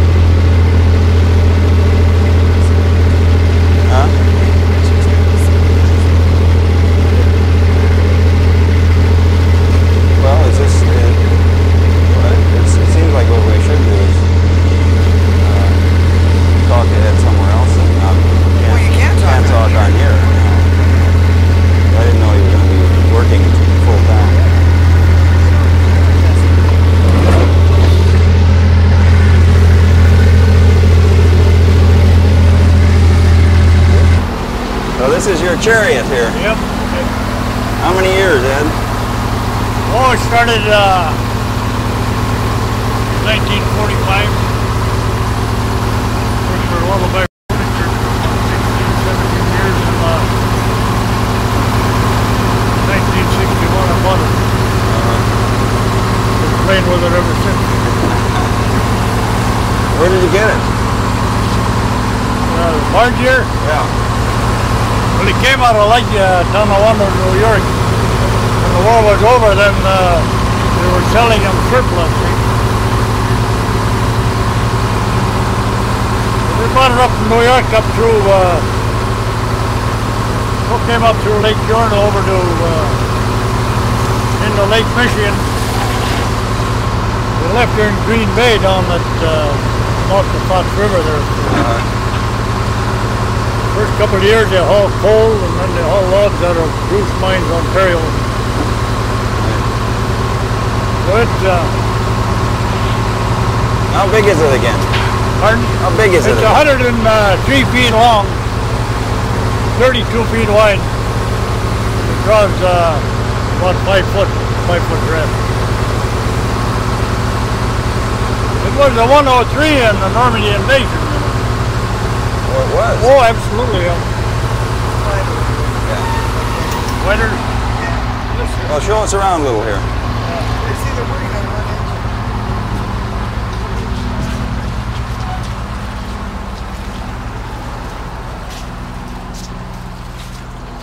It was built in Lake Tonawanda, New York in 1942, and then they commissioned it and brought it to over to Europe during the war. Uh-huh. They kept it there, I think in 44 when they brought it back, they were going to, if you had a little damage, you had to have a new ramp and some more stuff to work on it, so they were going to fix it up, take it South Pacific. But hell, the things were moving so damn fast over there, they didn't need it, see. That's when they put them up for sale. This sold for about $40,000 when they first bought it. Is that right? Surplus. No? Pardon? No? Oh, hell, I don't think you could replace the damn thing for $250,000. Yeah. Never. No. Let's see your quarters in here. Huh? Let's see your quarters in here. Just a pilot house, all there is here.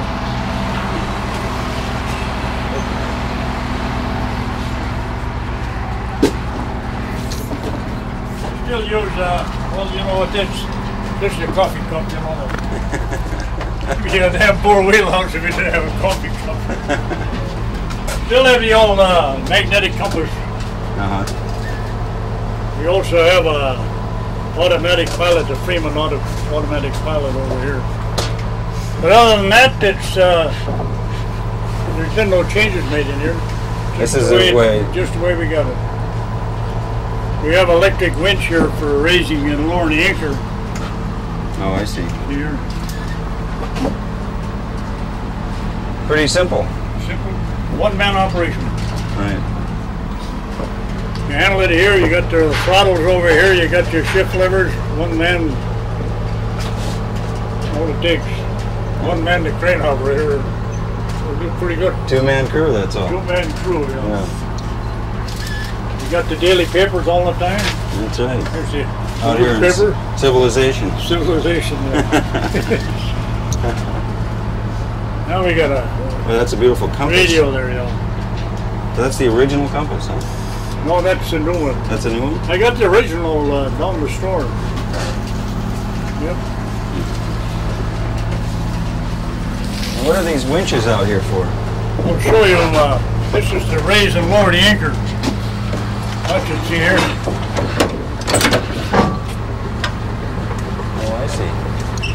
That's all the original equipment. Good. You can see the, pardon me, the anchor line coming up there. Anchor sits out here about 150 feet out here. Is that right? You just, before you park here, you drag it along and hook We the use hooks it on? for pulling ourselves off the beach and keeping the boat steady when the wind blows. Right. So now you're just taking in the slack? He's taking up the slack.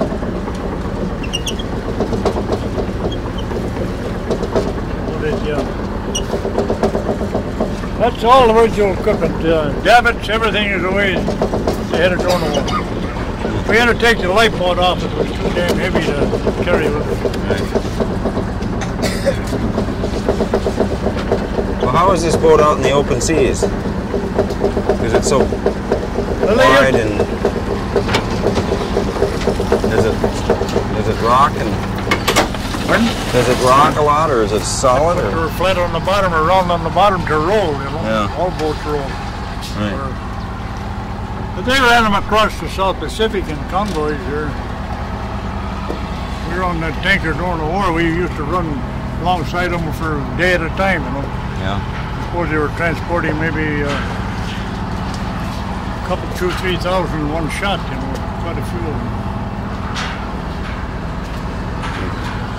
So other than that, I've been home for 40-some years. Not too bad. And that's Richard operating the crane. Yeah. We've cut plenty of hill out on the lake too. And we had a load of logs, 6 carloads of logs one time coming out of Island. We got caught in that northwest blow. We threw away 3 carloads to lighten up. Just threw him overboard. If the water's starting to run in the galley door there, and that's about that high above the deck. You can always go back and get logs, but it's pretty hard to go and get another boat, you know. Wow. ticket. It's not that light, that's for sure. Well, let's, Well, we missed, when last time we talked to you, Ed, I know we just were scratching the surface. We missed a lot of stuff. So we're here to fill in some blanks. what kind of blanks you want to fill in? Well, whatever blanks you want to fill in. I'd have to, The governor was telling a few stories that included your name, as I recall. I and Governor were kids on the block when we were about 7, 8 years old. That's how long I've known him. He's 79. He's about So 6 he's- months older than I am. Sounds Right. like you had a few good times together. So we never ran from a fight, or we never started a fight, never. But we never backed up 6 inches from him. Oh, he was powerful. Remember when the Model A's came out? He could twist them goddamn door handles right off. Just He could. wow. Awful So lot of he was power. a strong guy. Oh, then. strong guy. Yeah, he went through what, about 3 women, I guess. Paid dearly for both. Jeez. Yeah. There's a lot of things we're not going to tell you, you know that. Well, why not? It's kind of spicy after a while. Shit. Yeah, a lot of water under the bridge. Yep, there is. He was on Manitou Island there about 1930s, or 33 or 34. And then he left there for about 25, 30 years. He was with Chicago, worked for a tugman outfit there. When he finally came back, he's been back home now about 15 years, I guess. Did you ever go out to Manitou and stay out there with him? Manitou? Because he lived around there. He lived right on Manitou Island, yeah. Year round, he said. Year round. Well, I stayed at Manitou Island here quite a few nights. But he cleaned the place up after Hanson, them guys. See, the place was run over with bed bugs. See? So he cleaned the joint up pretty good. Now, where's Manitou Manitou in is relationship to where we are now? going to be an easterly direction from here. So, My God, that's Manitou. You can see right between the two there. See that? yeah, You got the main shore and then you got Oak Island. yeah. There's an island right through the middle there. That's Manitou Island there. Yeah, he must have been there 15, well, yeah, about 15 years all told. Yep, he was a good-hearted, still is good-hearted. Yeah. For a guy that can't read or write very much, He can't. he got a memory like an elephant. Does he ever have a memory? Oh, yeah. His writing is limited, you know, signing his name and a few other things. I suppose if he hears that, he won't like it. That's why we got along pretty good together, you know. Yep, he was quite a boy. I forget what I've told you. If I could hear the... Well, you told us one of the stories when this thing got swamped. Oh, you mean the one it over sunk. at... You told us one it got sunk over over at Lake Green, Michigan somewhere. over on Noggin there, yeah. Yeah. And but I think that what we didn't really get into was more of the Bayfield stuff. Bayfield. I can't remember. Mary, do you have a? We're trying to remember what we have covered and haven't covered. Did you cover that scout movement? No. Never covered that? We talked a lot about the flood. I remember. Yeah. Oh, Scout covered- movement, no. never talked about the As scout it movement. sprouts? Hey, we hauled them with the outer island here, and everybody was hauling them. The boat at that time was owned by Northern Hardwineers. See, they donated the boat, we donated the labor. So we kept on for a whole week. When they hauled the groceries, like the pop and potato chips, run the whole rigs right on the boat here. They stayed there for And where were they? over here at Otter Island. That's right on the other side of Raspberry over here. And was there a Boy Scout camp on the island or something? Oh, we built the camp. You built the camp? Built the camp there. Well, they were old, had tents. But we put in a dock there, built a dock for them. And then the truckloads of stuff we just dropped the ramp, ran to the shore. See, we had logging roads there when we logged there back in 1953 or 54, see. So the roads where everything was made, and the Catholics had the place. The Protestants had their own place. We had a bunch of Jewish kids. They had their own camp. So they came out of Minnesota, Wisconsin, and Michigan. See. We had rabbis, and we had Catholic priests, and we had Lutheran preachers and Presbyterians. That Shank that you hear so much about out of Duluth, he was there too with a bunch. So you just heard these scouts on the outer here. We put them on here, and they wanted to see a little more of the country, so we took them over here to unload them here at Sand Bay. We had about 200-300 kids to a load, and I forget it, we made 4 or 5 trips from Otter over here to Little Sand Bay with them. That's where the families picked up their kids. And you ever see a bunch of kids tired, sleeping all over hills. But after we moved all the kids off, then we had a couple days work in the middle of the week. Next weekend we hauled everything off the island. All the pulp trucks and bread trucks and potato chips. Now, when was this? That was back in 55 or 56. I've got a lot of pictures of it home there. I should have. In fact, I have some of the newspapers yet. I can give you one, and you can. We'll have to drop over and just Yeah. shoot a lot of those pictures. You going to be around Sunday yet, or? Yeah. I'll In fact, bring Sunday that is stuff over to that you. Sunday is that gathering. Yeah, I'll bring that stuff over to you. You're a gonna lot of come. loose You're gonna come stuff. over Sunday, aren't you? Yeah, Yeah. we'll bring it over so you can. We got a lot of pictures of when the outer island was on the ice floe in green there. The guy that helped me raise it drowned it right off of that point at Oak Island there. Is that right? It's still laying over there. About a year ago now since he drowned it there. What happened? Fell off a sailboat on one of them sailboat races.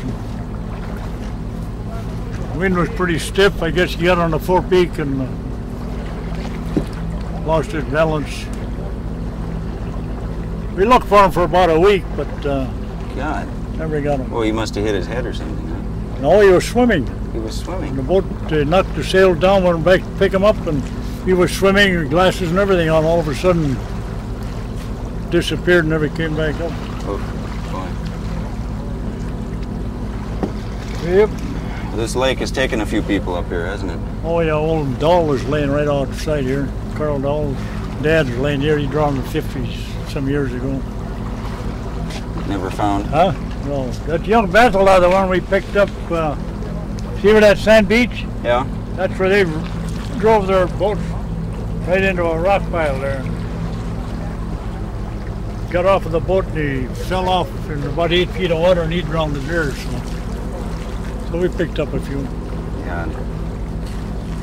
We must have hauled 250,000 feet of logs off of Sand Island up on the West Bay here when Pinocchio Veneer had it here. Now, when would that have been? That was When did they- 58, 59, 60. So they were still logging the island. Still logging here. When did they start logging up in on these islands? Oh, these had to be Schrader. He was way the hell back in 1910 or 1905 in there. His dad worked on Otter there in 1910 when he first came to this country, and 45 years later I went back and helped log it the second time around. I suppose these islands were pretty much, were they clear cut to start with? No, they just took the prime stuff. Took the prime. They just took the best stuff here on Sand Island and took the best right here on York Island. It's an island next here. Over Otter, they took the best South Twin, Cat Island.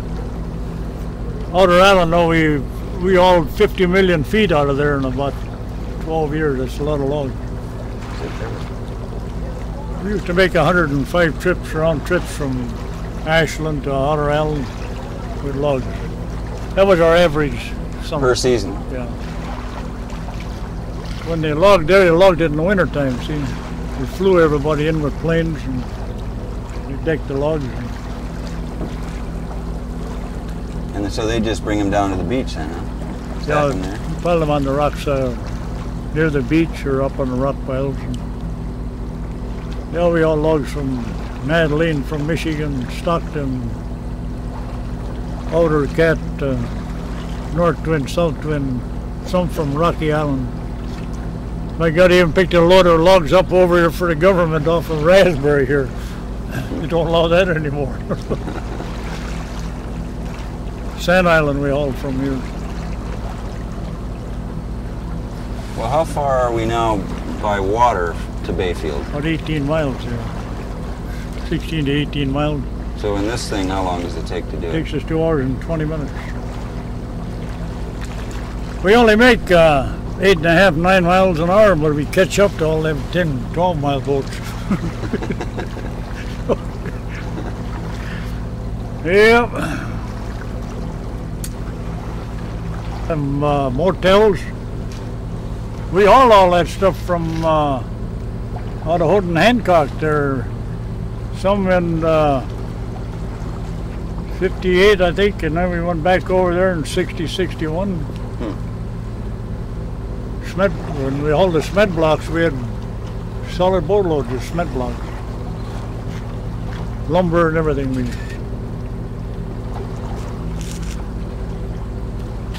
Yeah, that's a beautiful place over there. Oh, yeah. They have moose on that island. Plenty of moose, yeah. Moose and wolves, I guess.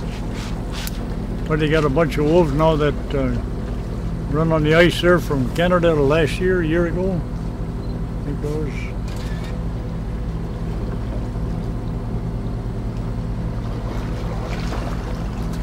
Well, did you go out with Governor Hunting on the island? Jummer? Yeah. What did that matter do? I tell you, we had no shortage of meat in the Depression. You had fresh meat, average maybe once a week, twice a week. Yep. In exchange for wheat wine, I guess, we used to get from Major and Washburn. I used to have a lot of fun around drinking. I tell Mary that on my 80th birthday I'm going to hang one on. Coming up? Absolutely, boy, I'm going to get... So it'll be what? I made a drink since 47, so it should taste pretty good. You haven't had a drink since 47? 27th of June in 1947, last time I had a drink. Well, I'm going to be up here for this 80th birthday then. The last time we had anything to drink at a quart of that Canadian Club. That's when it was in the full quarts, you know. And I and Oscar Myers used to be a twine salesman with Linen Thread. The last 2 drinks we had was right outside of Morty's bar. And we threw the bottle right in between Morty's and Printing Up. So we threw the bottle. That's the last time. I think Myers kept on and going after that, but that was the last time I had anything to drink. Why'd you quit? Huh? Well, doctor told me to quit. I had a hell of a bad patch of ulcer, see, and told me to quit drinking, quit smoking. So I quit drinking. 2 years later, I quit smoking, and after that, I started feeling pretty good. You didn't have any vices left? Huh? What do you call them? I'll watch it.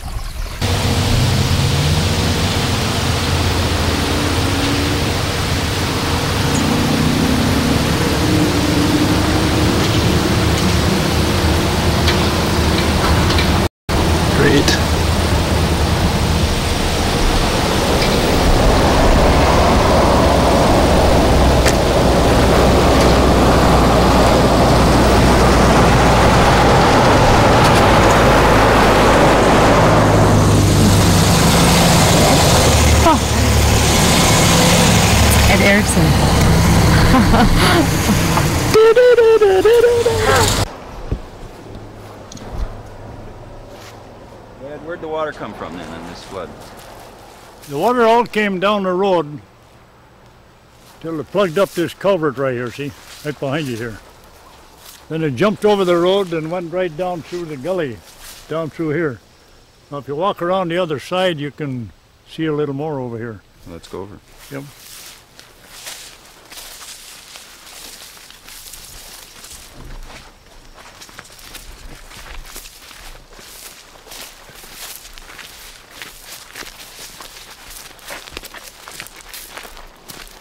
Oh, goddamn I don't know if we can get down in here.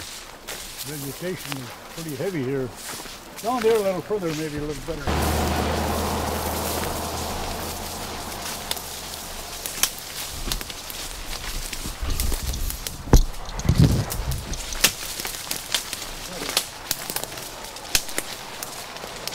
Well enough to beat hell with this. Well, there's a barrels laying down there. Let me start filming. See this, Whoa! I'll make it. This whole place was leveled through here, just like it is in here, see? And most of them, when they piled right up down in the turn down in here. On the curve. And we had when we were picking up everybody, we threw all the casket handles and stuff. And I think if you look around the turn of the creek down there, you'll see them in there again.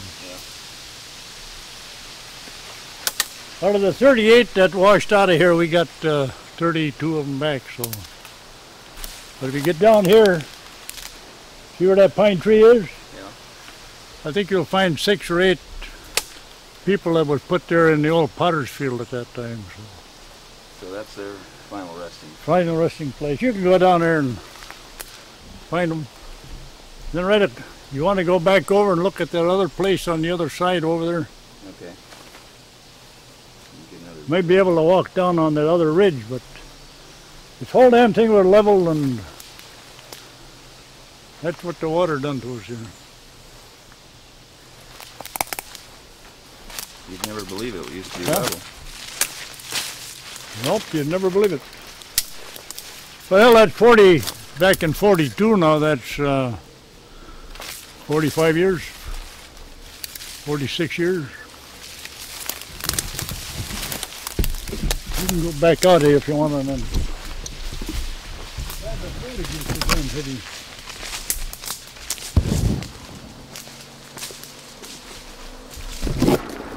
Want the I camera mean, up? it come right down. Was the old road? Yeah, the road, it was before they had a blacktop there, see? Mm-hmm. And they had a big culvert that ran across here, and that plugged up, and the whole work just went Right down. right through here. Right Yeah. through here, yeah. Now the other thing, I think you were telling us, on one side of the road, you got the Lutherans, on the other side the Catholics? This Catholic side here. Up here. Catholic side on this side, and Protestants on this side. And never the twain shall meet. Well, yeah, but that Roy, the guy that shot that Lamont out there, Catholics wouldn't take him when he shot the guy, see? So we buried him in here, Oh, you did? yeah. And a year later, when the flood came, he washed out, and they thought better they took him back home. He's buried right here. If I look around, I can He find is. it. So he Roy, finally, yeah. His name was Roy. finally ended up in the Catholic. Yep, they took him back home. He went back home and he committed suicide. He blew his head off, see, and then they wrapped a rag around him. Buried him in an overhaul.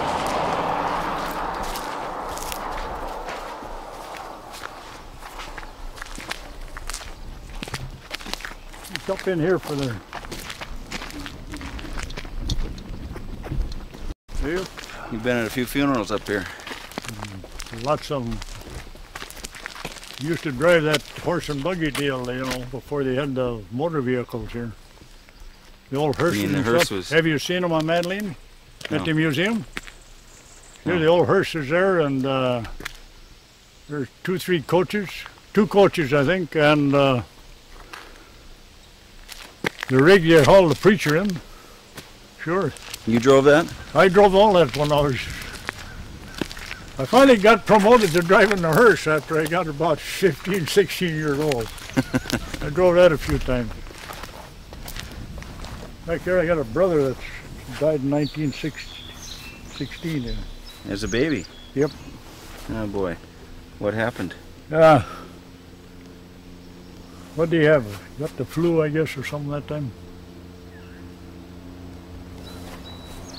He'd be 72 years old now, wouldn't he? Yeah.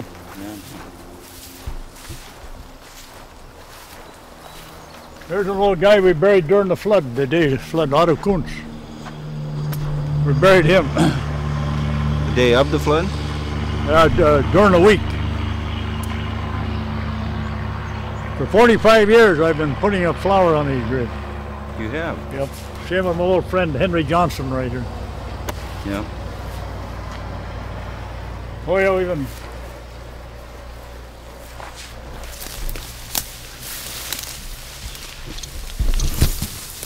It'll take me a while to find that. So you get in here.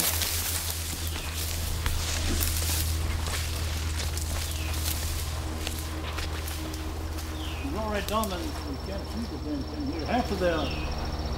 Half of the wall from the dam is down in there. In the old dam? Yeah. In the cemetery? Yeah.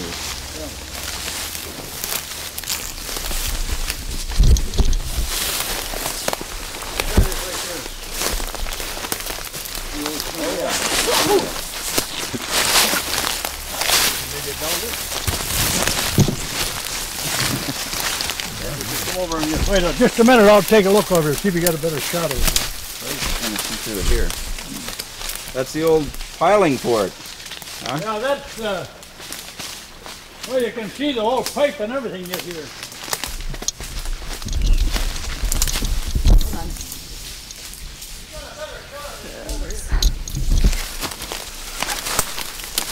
Gotta stay up here.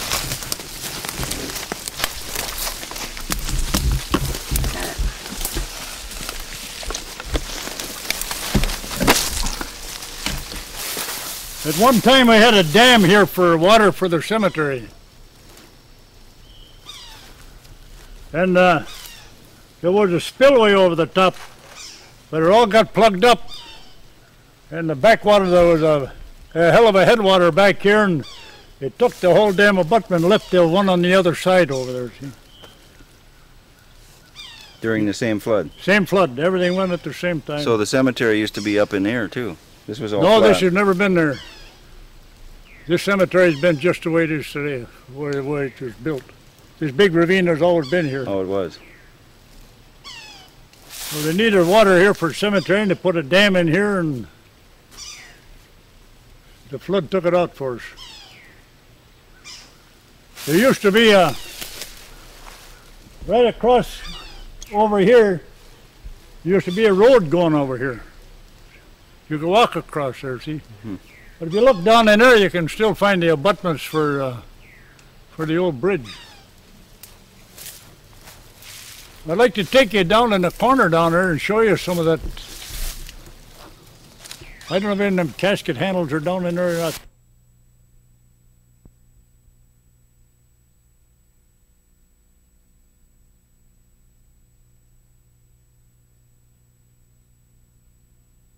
You're looking at the old dam foundation that was here before the flood took it out of here.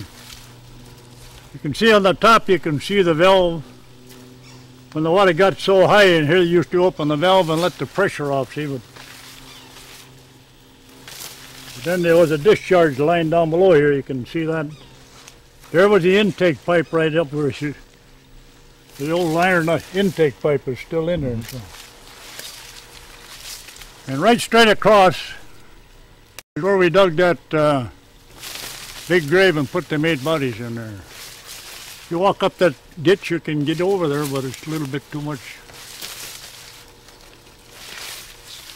I don't know, someday they might clean it up.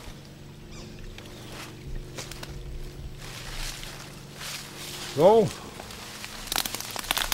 Tell the Where do you story want- about the guy in the green tie. oh, I can take you down and show you. Huh? Is it much further down? The last guy we picked up down there was buried in a mud hole.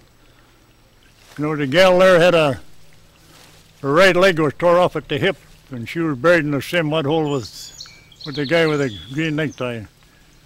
And to this day, you've never been able to recognize him or identify him. We've got him buried across over here too, but that's the last guy we picked up, and we left the other 5 or 6 over there. So that's about all I can tell you. If I tell you how I got him out of that mud hole, you. What else did he have on beside that green That's necktie? all he had on was a green necktie, and he was. I'd say he was in excellent shape for the abuse he took, but nobody could ever identify him. So I don't know. Not even by the green necktie. Not by the green necktie. He had to be an Irishman, I suppose. Eh?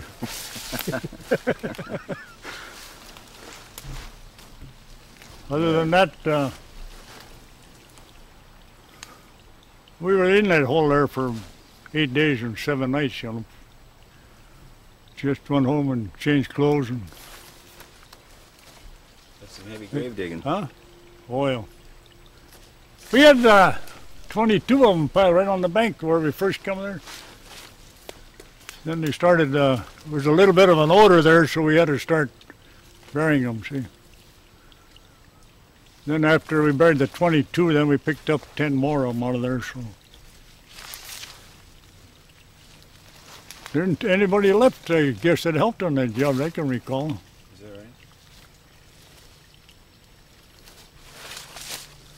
You're the last survivor. Hmm?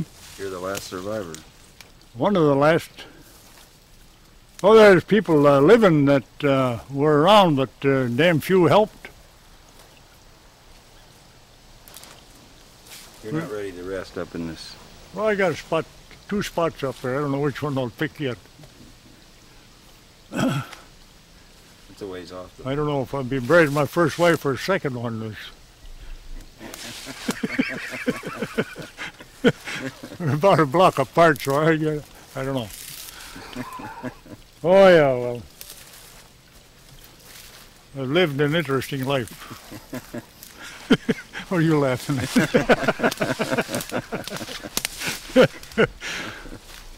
Yeah. We can walk down the road and you get a shot from the lower end.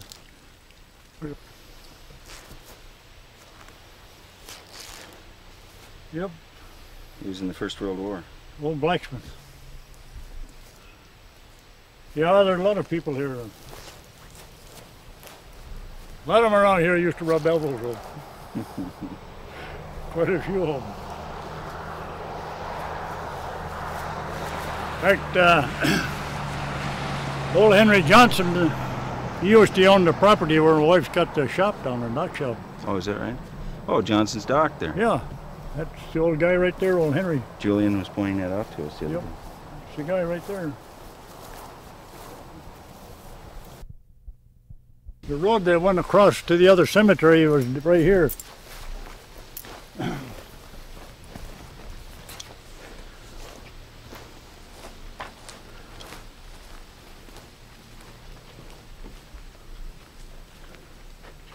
The road used to extend out and then there was a bridge that was bridged across. And the whole thing went out of here during the flood there. So down below us there was some more graves and existing graves. Well, that's the Over in same here. place. That's the Over in here. washout. That's the washout down in there. See?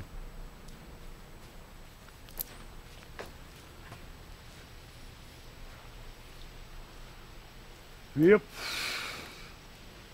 You want to look on the lower end down there? Okay.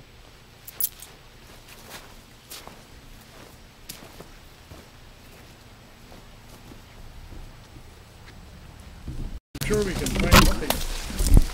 That was the end of it right down below here. You see down through there? Where that creek kind of takes a turn. Yeah.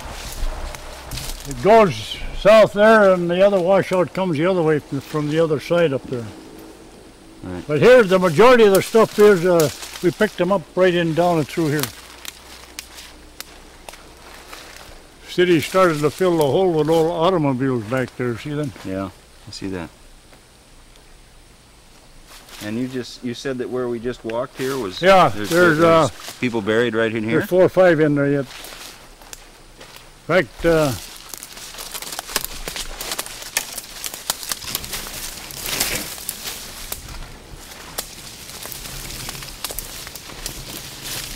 we had a couple of them sitting right out here.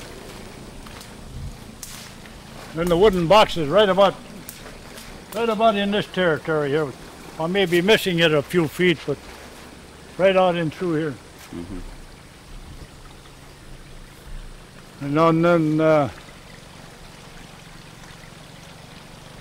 what we done, all the scrap, all the old casket handles, everything was busted up. We threw on the bank right down below the hill here. If I go down there, I can pick you up some if you want them. No, that's all right. You don't want them? All right, now we get back to the guy with the green necktie. Right around the corner. I don't know, just a minute there. You may be able to see over here where just about where it was at.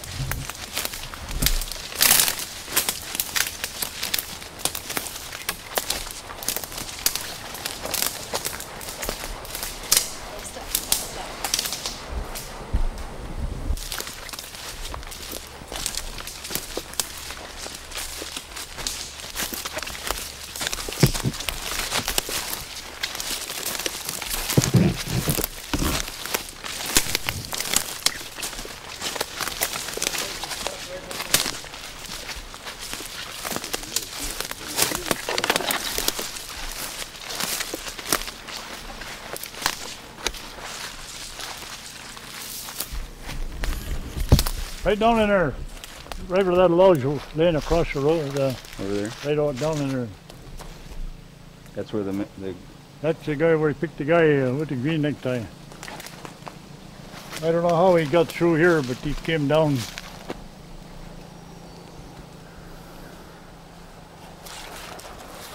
He was buried in mud. Practically his whole body. In order to hold him up, I took a sapling, I think it was a maple sapling, and bent it over, tied a line on there, and I put the line around. Put it as taut as we could. Gain a little bit, he just kept coming. The spring in the sapling. Yeah. Hold him up.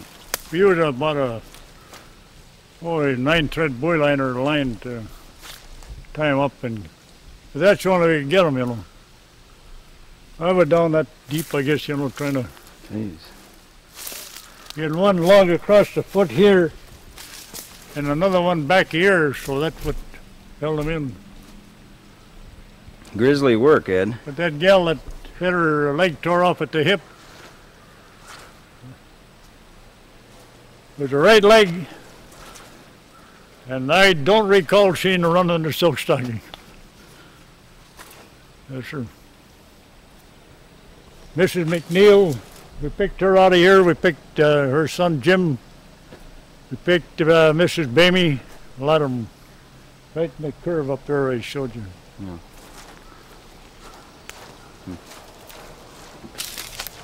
So I suppose if it happened, I'd do it again. I don't know.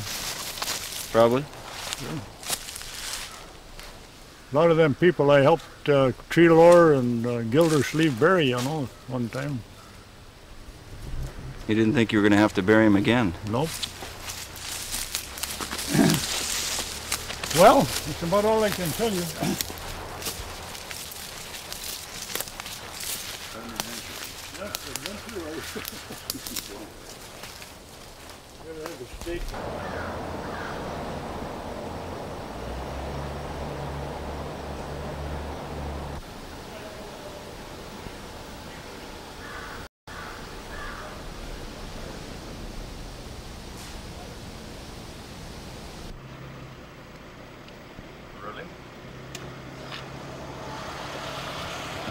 Colors are going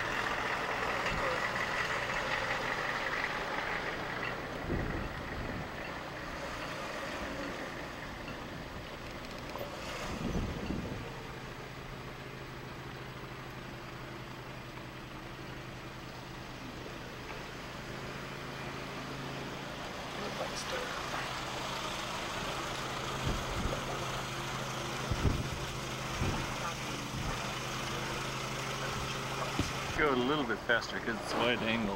That puts them on. Yep, that's good speed.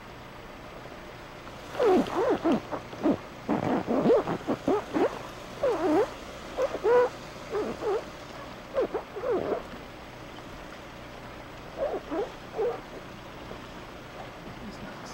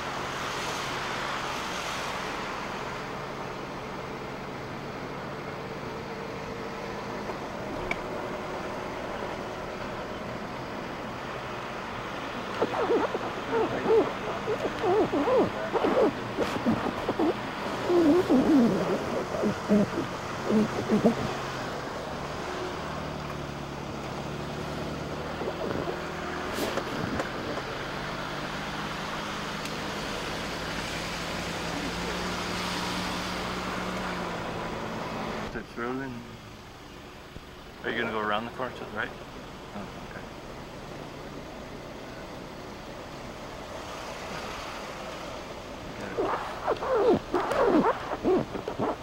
Let it roll.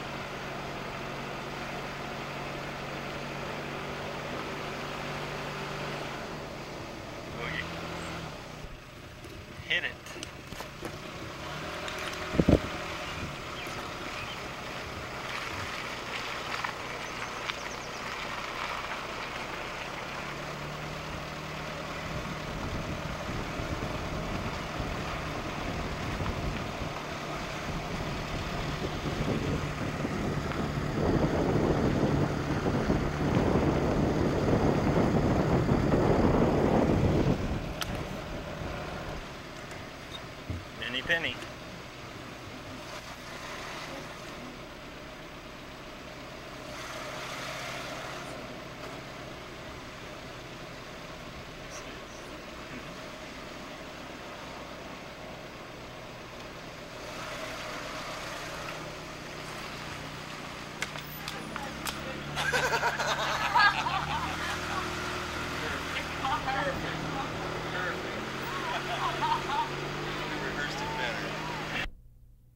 Well, Ed, tell me about this picture here.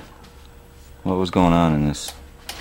This is a result of the outer island got caught in that heavy northwest blow there out of... Hang on one second, Ed. Shirley, can we turn that radio off? Oh, yes. Yeah. Sorry. Thanks. I'm not used to this. Okay, let's start again here.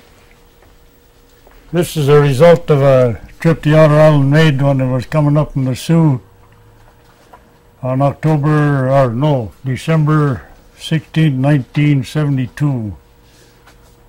They came around Copper Harbor and they got caught in the northwest blow. And by the time they got up to Houghton Hancock, it was blowing pretty stiff, and it kept on going till they got about 6 miles south of Mount Noggin. And by that time it was iced down so damn heavy in the front end they couldn't control it anymore. And they drifted all the way back to Green. And she went in on the ice floe and was around 1:30, 2 o'clock in the morning. The boys' engines were dead. The only engine that was running was the light plant. And they left the spotlight showing, pointed it to shore, and they all crawled off and walked to shore. It was about a quarter of a mile out in the lake from Rich. His son was there, and Elvis Moe, Bucky Patan, and Red Compton.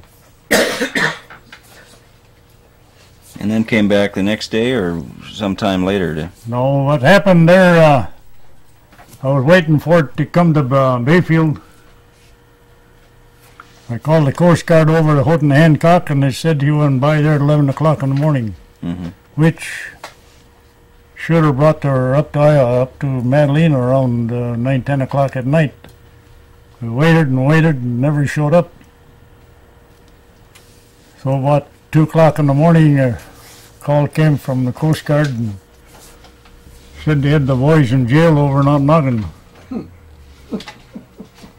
So, what happened now when, I'll tell you how they got into jail.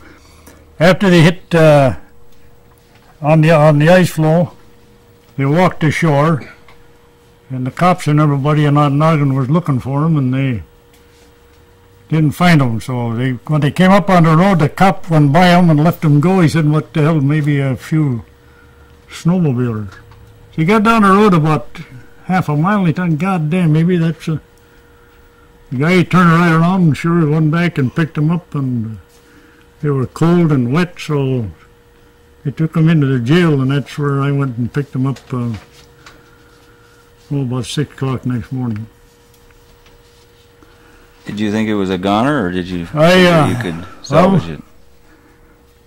When you're looking at this picture, that's about the first picture I've seen of on the starboard side there. And you saw it almost... And when I got to jail, Rich, you damn near crying. He, "Oh, you've lost the boat." I says, "To hell with the boat." I said, "As long as you guys are all right, that's the main thing." So when daylight came, we stopped to take a look at her and took a walk out. It was a hell of a mess. You can see that Lima crane there, that's buried in ice. Right forward or on the right side of the Lima crane, there's 2 pickups buried in that ice pile. There's a log truck with a loader on it, that's buried in there. There's 2 or 3 snowmobiles. So we... But there looks like open water back that's behind open you. water behind there. Well, you can see on the left side there's open water. So, we went to work to Well, see what I went through. I opened the hatch in the engine room. It was full of water. Looked down the galley. The refrigerator, just the top of the refrigerator, was showing. Ice piled right up to the port side of the on the wheelhouse. Took a look and brought the guys home here. And the next morning we went back and rounded up a bunch of guys, and we started to shovel the ice and snow off on her, which was a damn slow process. So, with a guy over there by the name of Pesca, I said, any dynamite around? He said, yeah, I think we can accommodate you. So, we start busting the ice on the starboard side on the top picture there. And as we dynamited the ice, pieces would break off and start floating away. See? Mm-hmm. So in the meantime, there was some guys who were pulling the pickup trucks off, and they pulled the log truck off and tried to lighten her up. And then after about 2 or 3 days, then a couple of guys went down in the holes and started plugging the holes. And the ice kept breaking off on the starboard side, so when she was about 2/3 back, right about where the guy standing there, she was all up in water, and the only ways we could get on was on the stern end there. Now, which picture are you looking at? We're looking at The second one down there? On the right? the other, yeah, the third one down on the right. Third one down. Third down on the right. The ice broke back, putting her over that far. So we kept on going every day for. We worked there 8 days solid. Every day you gain a little bit. Next day you lose a little bit. Next day you keep it gaining. So the day before Christmas, we was up in the wheelhouse there. It was about 2 in the afternoon, and Rich had been down the engine room and he got one engine running, and everybody was chopping ice and throwing ice off, and they were using dynamite. And I might as well tell you a little story about the dynamite. Told Pesca, I said, just use a stick, see. So you use a stick, and every time I turned my back, you'd push in 2 sticks. So Bucky Baton had to go to the toilet, see. So he had a pail in the galley, and he was sitting on a can when he let that 2-stick deal go off, see. Well, Bucky come piling out of there, hands down, a little humor to it, jeez. But then when he put the 2 sticks right on number 4 hole, which is right about where that middle stick is sticking up there, see? He split the tank on the bottom there about 18, 20 inches, see? So the pumps were working and keeping everything dry, and then when I was up in the wheelhouse there mucking with the damn engines, I threw the goddamn clutch ahead and moved about a couple, 3 inches. I thought maybe it was my imagination first, but I put her in reverse. By God, it slipped back about a foot. I shoved it forward again, went maybe a couple, 3 feet, and I picked it back, put her back in reverse the second time. She went back in the same position. I've got 26 guys on here now, shoveling ice, and so the third time I put her in forward position, the goddamn thing, she just slid right off of the goddamn ice field and started down the lake. You've met Dino, haven't you? Yeah. And Dino was, throwing ice all the time. He looked over one time and his goddamn ice pile is gone, see? So I had shanghaied the whole goddamn crew there, and they were going down the lake, one engine starting to blow in the southwest. So it took us about 2 hours from Green, and just, it was blowing pretty stiff from the southeast or southwest. And they tried to steal the steering wheel 4 or 5 days before that, and I was steering with a goddamn pipe wrench. So we were going to laying in the trough of the sea, and I think Matson was in the wheelhouse. Jim, I said, if we miss the goddamn breakwater, we're going to wind up way on the north end, and hell knows where we're going. So I said, I'll try to just slide by the light, and as we slide by the light, give me the wave, and I'll give her all I got. And then we just got inside of the goddamn breakwater on the short side, and just about half of the boat hit the north breakwater. Otherwise, we'd have went by the goddamn thing and still going. Still be going. Yep. This is Christmas Eve, what about 4 o'clock, I guess, yeah, just when we hit the light. So I run her up to the paper mill dock, and Jim Matson says, Ed, well, he says, going home for Christmas, he says, I'll watch her. So, but they didn't tell me that the goddamn thing was leaking. A number 4 hole, you remember I said they cracked it. So, Jim said, go on home, I'll look after it. 8 o'clock in the morning, telephone rang. Here's Jim Matson. Ed, he said, God damn it, she's sunk again. I said, uh-oh. So, that's where I spent Christmas Day. Went down to take a look at her, and there she was, down in about 7 feet of water. But then we worked damn near 3 months before we got her up the second time. 3 times we had damn near had her up, and 4th time we made her. Got caught in snowstorms and blows and. Right. When were these other pictures taken down here that are not in the wintertime? This is the lower right-hand corner. There's a picture of us with a load of logs, hauling logs from Otter Island, which was way back in the 60s. We got about 35,000 feet, which is about 6 carloads of logs. The other picture here with that's another picture just laying at the dock down here. One above that. Down here in Bayfield? Yeah. This bottom one here? Yeah. One up in the middle, I think, is a picture of us running somewhere out on the lake. The picture you see in the middle there, that's a scout movement. That the first time we moved any kids to Stockton Island, that's the first camporee they had there. Oh, that was the one you were telling us about. Yeah, that's this is on Stockton Island, first time, see? Mm-hmm. Second time when we took them back to Hardwood Island. The picture above that is where we hauled logs from Otter Island there for 12 years. Now, what side of the island is that? That's around the northeast corner.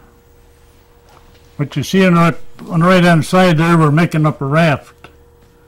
That's all hemlock logs, see, and that's Tug Butterfield is laying out here with keeping a strain on the boom logs.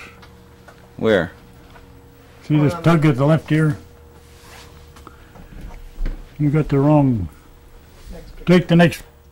The Butterfield has its boom logs laced out there, and Siri's holding one end here. The other 2 ends are tied to shore. And see on the right side picture up there, that's about 1 million feet of hemlock that they crane through in the water. Mm-hmm. Contained them within the booms. And then the tug drags the whole. Then when they get the raft made up, they close up the end and they towed the whole raft to Ashland, loaded them on cars. The picture below that, you can that's the Outer Island. We're loading a load of hardwood there, hauling that to Ashland. We stayed on Outer Island there for about 12 years. We hauled out about 50 million feet of logs here in 12 years. 50 million feet? 50 million feet from 49 until 61. Below that, remember the anchors that came off the Pretoria? I mean the ones over at the museum now? Yeah. This is the anchor that's at the museum. There's 2 of them. There's one 3000 and one 3500. Who's riding the anchor there? That's myself and Maggie Hirschema. which was called, they called her the witch from Madeline Island. I don't know where they got that idea, but if you see on the right-hand And side. Ed, what year was it that you did move this anchor over?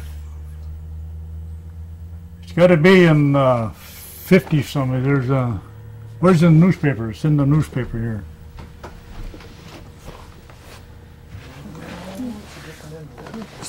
No, it's. I showed it to you there. Yeah, I know you did, but I don't know what I did. I think it was in 53, wasn't it, man? Somewhere in that neighborhood.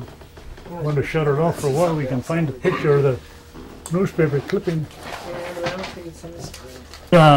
Anchor for 2 different times, 2 different years, and they couldn't find it, so it's not. The boat isn't laying where it's marked on the chart, so. How deep was the water that you? It's about 45 feet of water over the top.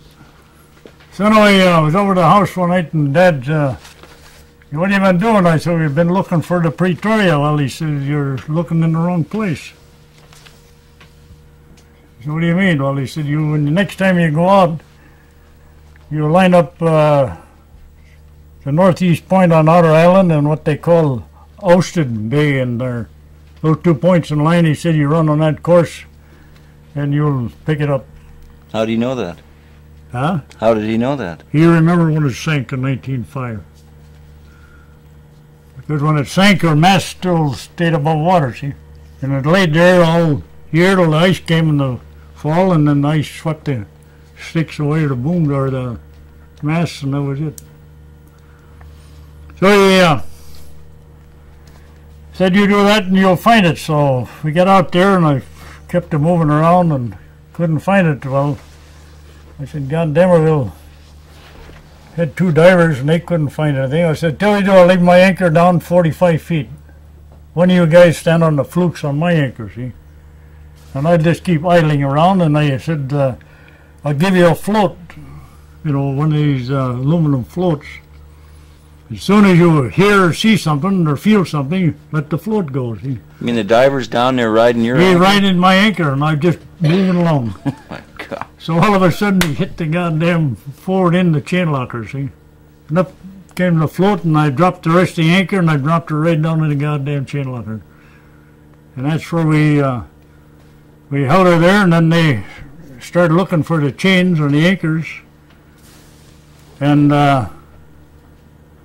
they followed the chain from the forward end, or from the chain winch. They followed the chain all the way out to the end where the anchor was, see? And that's the master link, the one that you see I'm holding here in the right-hand corner. Mm-hmm. And that's where they were sawed off. We got a hold of the anchors, and you could see where the anchor flukes on the end were buried in the sandstone ledge, about 8-10 inches in there. So we got a hold of the anchor, and I had to hang on her for a long time. Finally it busted loose and got it up. Went back to the hull and got the other one out of the chain locker. Then we got a hold of the chain, and we got up into the chain until we got the chain all we could get, and then we were about 550 feet of it. I've still got some more down the dock yet of the chain links. Well, how much did that anchor weigh? One weighed 3,000 and the other one weighed 3,500. Them were the 2 that are chained to the tree on the Madeline Island. So, well, this Leo Capture, that guy with the white pants on, and his wife was there, and donated the 2 anchors to Madeline Island Museum, and they still have them over there. Now, who's in this picture from left to right here? This here is, on the left side is Mrs. Capture, Leo Capture. That's me up in the side, on the left side, and this is Maggie Hershema here. Right. That's the same gal that's on the anchor with me there. Right. So, Okay, go ahead. okay, you want to put that picture up? That's, Well, let's do this one. oh, Ronnie's last name was Raskin, Ed. these are the boys that helped us raise the Outer Island when it sank at Green. Matson, the guy on the right-hand side, stayed there for Well, he worked at the mines during the daytime, but he was down there and worked all night, helped us plug holes and kept them moving. Like another guy in there by the name of Erickson, which Shirley just got through telling you, after he found out there was no relation, he took off. He stayed for 2 days. The other two guys, they worked for the oil company in there. And you're in there too. And that's me up in the left-hand corner, up there in the corner up in there. With the string tie. String tie, that's a bolo tie that came all that from Tucson, Arizona. No, they came out of Phoenix, that one there. Is that on your trip? The guy in the white pants is Leo Kapser. The gal behind him is Maggie Hirschma. Guy on the left, that's me. Right behind Maggie Hirschma is Jim Frostman. How old was Jim Frostman? Oh, Jim was, Looks young. he was about 20 years old, I guess. 21. The guy right alongside of Hirschma is Ollie Glosson. He's one of the boys that helped put that museum together for Leo. The guy behind Glosson is Art Grant. The guy up in the right-hand corner is son Richard. And the old gentleman down on the right side is Captain Jacobson. He used to be a skipper on the ore boats. And this is again from the That's raising of the anchor. anchors at in the Pretoria all around. That picture was taken when we got to Madeline Island with the anchors there.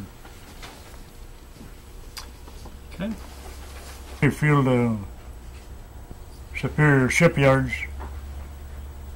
And I mentioned before where the dynamite hit was down around where that third post is. That's where the men are working right in here. See, they're working right in that one section. To patch it up. Patch it up. So that's why it sunk when you brought it back here. Right. So then 2 sticks of dynamite instead of 1. 2 sticks of dynamite. And how long did it take them to fix that? Dry it? It was in the shipyard for about a week, 10 days, and then Oh, that's all. yeah, didn't take them too long. It's all that patch along the whole bottom was caved up from the dynamite, and they put a new strip in there about 20 feet long and about 10, 12 feet wide. So. And didn't you tell me the outer was Army ship, Navy yeah, ship? The Outer Island was the 103. Built in the 40s. We built in 1942, Lake Tonawanda, New York, and it was used in the Normandy invasion in the Second World War, and the number she had carried that time was the 103. We got a new, they put a new ramp on it and fixed her up when they brought her back to New York. The idea there was that they were going to fix her up and take her to the South Pacific, but they were moving too damn fast over there, so they didn't have to use her. And then 44, after the war was over, they put them up for sale, and she was bought by Lullaby Furniture out of Stevens Point with the idea that going to bring her up here and log Outer Island, and that's what they used her for. And what year did you get it? I bought it in 1961 or early 62 there. I went. Lullaby Furniture had a lot of customers who want to take on the island, so I said, okay, I'll run it for 2 weeks. I wound up staying working for them for 16 years after that. And the Lullaby was how big? What kind Lullaby was a 52-foot yacht. It's some of the most beautiful cabinet work in it you've ever seen. Dr. Prentice from Ashland wanted to take his family out on a trip, and company says, okay, let him take it. Elvis Moe was going to be the skipper. He had her down in the big white boathouse here, and it was one of them hot, muggy days in July or August, I forget. And she had electric controls on the reduction or on the transmissions. And somewhere when he went to throw in reverse, the damn boat exploded. Oh, that's right. That's Elvis told us about that. There she is right there. That's the boat that it Right blew there, up with him in it. And that's the identical spot where she laid, because when she filled full of water, she laid on the cradle, see? That's her right in the... That's just the way she looked. She just, the whole damn thing went up and just came right back into her. Wasn't the lullaby on one of these pictures too? Did you say? No, lullaby. No. Oh no. You can find a picture of her. She's in the picture of Neville, one of Neville Island pictures. Elvis got crippled up pretty good. He broke his knee or his ankles, and they stiffened him up. Doc Prentice, he didn't get hurt very bad, but his son got a broken hip. He got a short leg out of it. Here's a picture of that house sinking. So they laid in the boathouse there in the slings for maybe about 2-3 weeks. And Bayfield in it. And the insurance company put her up for sale, and they got outfit out of Superior, bought her in Duluth. They came down, even Christensen put a blanket around it and hung her together enough, and he drove her to Superior. They put her in a barn up there, and they rebuilt her, and they shipped her out to West Coast someplace. I haven't seen her since. God, you'd think it would have been all over for that boat Yep. after that. But Oh, she had some beautiful cabinet work in her. Well, that's what I done the first. Well, that's the morning the outer island exploded in the galley where it blew the. who's in this LP tank. picture? Huh? Who's in that picture? Geez, that. You and the fire marshal and the state fire commissioner. Well, or this one I think is Randy. On the left, who's on the left there? That's the fire marshal there. Yeah. And then next over. Randy. The other guy looks like. He's the state fire commissioner. No, I think this one's Randy. And then the way over Yeah, Randy's in the middle in the and Red. red Compton there. The three guys. I see. Those three guys. Here's a notice. You're looking at the refrigerators and where the explosion was there. Trying to figure out what went wrong. But, well, we. Or what? What had happened when we laid it up in the fall, there was a loop in the fuel line, and condensation got down in there, and then it froze and busted, see. We hooked it up in the spring, hooked the gas tanks back in the spring. The brake was down in the hole and never noticed it, see. So it ran off, leaked all night, and the pilot light was on the stove, and bingo, about 3 o'clock in the morning, that's when it blew and started the fire inside of her. This boat has 9 lives. 9 lives? Geez, maybe I should have Or told maybe you. more. Here, there's a pipe right fire marshal's got it in his hand there. Yeah. Right by where his thumb is, that's where the brake was. So, too bad you threw it on our island. We should have told you about the time we threw 3 carloads of logs away. To lighten up so we wouldn't sink her. Oh, I remember. You told us that story over at Mary's. Yeah. Yeah. You've got that story, haven't you? Yeah. Mm-hmm. Okay. Oh yeah, here's a goddamn picture. That's when that's when the old burger burned out down here.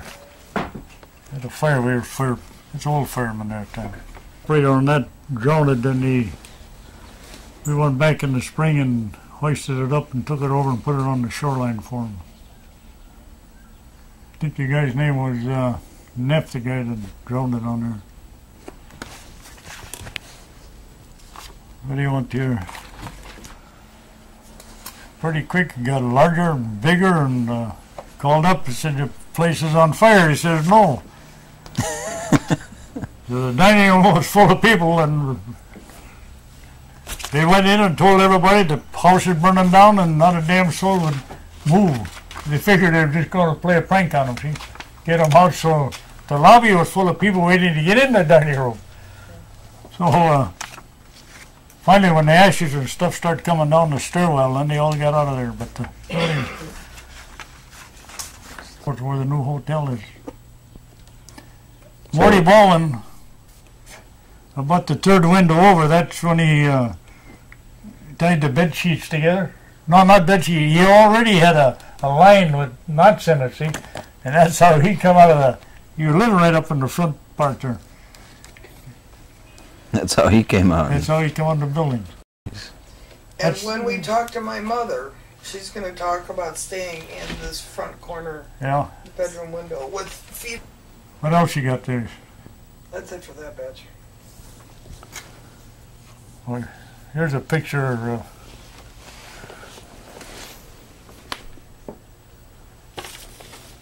They liked it fine. We went by, tell you a little story about it. We were going by town out here, and some people started hollering, oh, look at them horses there going there. Well, they were in the store. Yeah. What's that man got that horse? Horse runner. So the guy says, alongside on the radio, I said, in case we get stuck, we're going to hook the horses up and pull us off the sandbar. But that's made, so any luck I should get pretty close to At least that far. At least that If far. you can survive your 80th birthday. Yeah. Yeah. You ain't got too far to go here. I made a wild promise the other night. Well, and I used to look at it. He was in the construction business, and he drove up and took a look at it. He got some more pictures of the house here. Holly? We dragged it alongside of us all the way from Madeline over here to get the mud and wash the mud off of it. You can see the mud going off the side of it there now. And that truck ran again, right? The truck ran again. They Ran so fast he forgot to pay the bill. Nobody paid the bill about 2 years later. The guy in the house hasn't paid yet.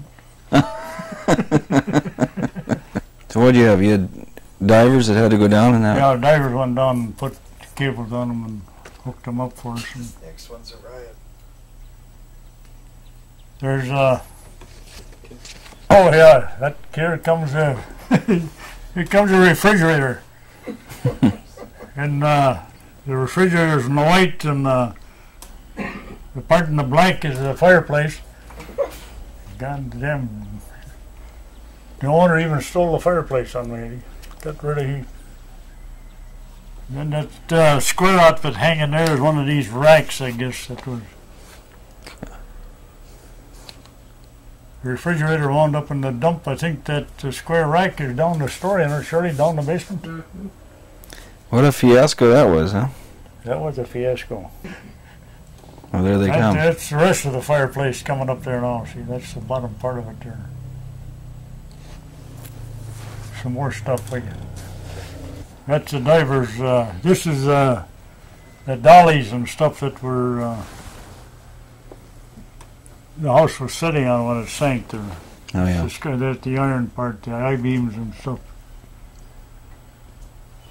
Into You can see that truck in the front end there. Yeah. It would just snapped about maybe a second or two before the truck disappeared, and then the house started to go slowly sinks. And that's the way it looked from the front. I and Shirley were about 200 foot behind it. So as soon as they cracked through, I ran around the house to help the guy to get out of there, and you heard a woman screaming. You should have heard her, "Where you going? Where you going?" I says, try to help them guys up ahead there. Well, that's the way it went down right there. I think that's the only picture we had of it too when it disappeared.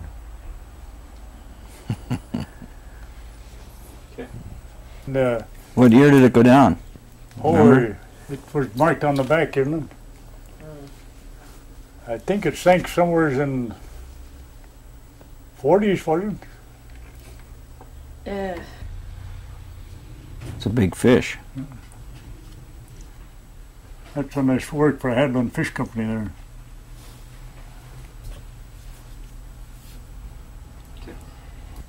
Oh, that's a couple of tugs that we had down in Racine when we worked on the Racine water line. What they're doing, they're parking around the rub rail there for... Now, what boat is this? That's the Marianne. Dad, Avon Christensen built it, a boat for Dad there back in, 1930 something in there.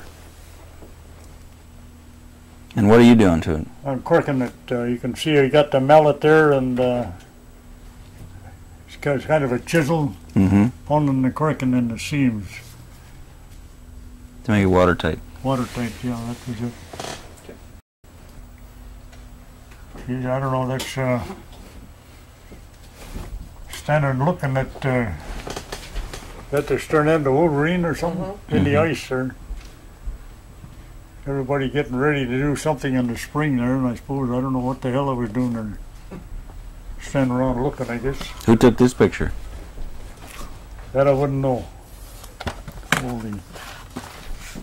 He's dead. That's Bayfield's first snowplow.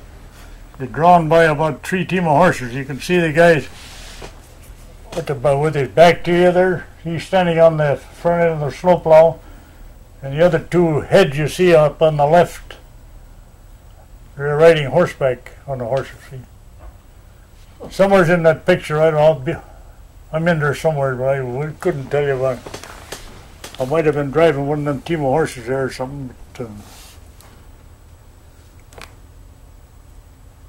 that's Bayfield's first snowplow. This is a bunch of volunteer firemen that put out the fire at Allwood when Del Berger owned it. And at that time, Del Berger gave the fire department $500, just outright donation for saving. He said, take the damn money and spend it whichever way you please.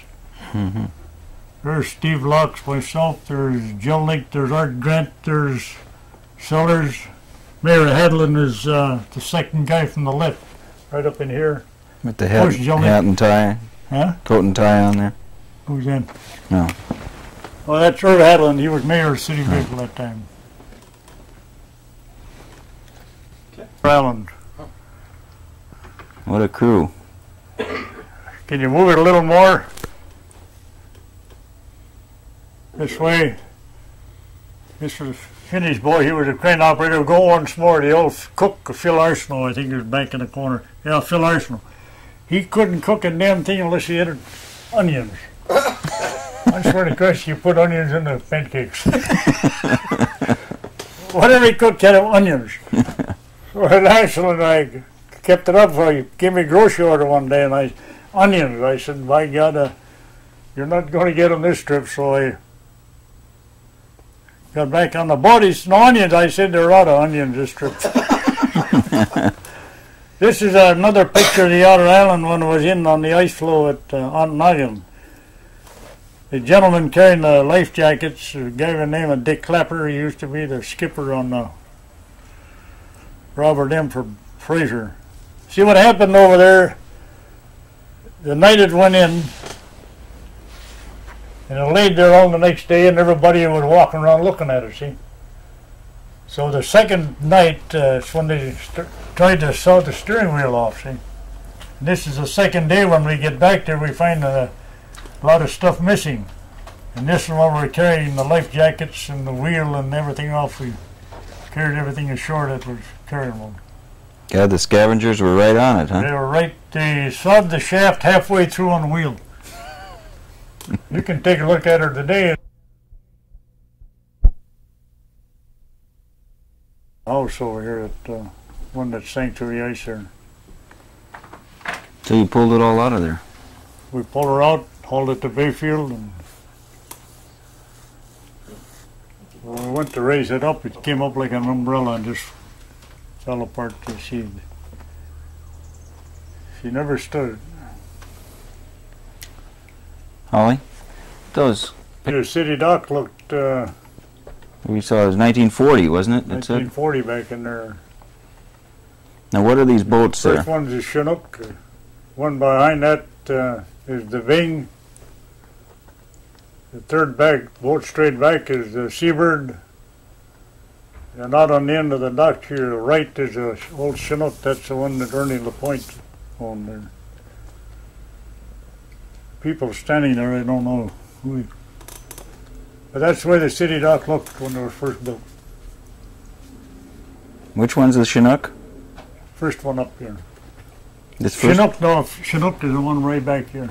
Go back in on that one, way to the right there. No, that's the Bing here. This is the Seabird. That's Bing. That's the Bing there. Oh, it says Madeline Island Ferry, right? There. That was the Bing that carried. It was Bing 1, you said. Bing 1, yeah. That carried one car. That's the Chinook or Garhow in there. They had 2 Chinooks at one time, see? That, Jim? Yeah. The little boat in the back on the right. Huh? Which one's the big? Chinook is right there. Yeah, That's the one right there. in the back. Yeah. The one next door to it was where Joe LaBelle had a little boat shop, and the other one on the left side is where the old box factory used to be.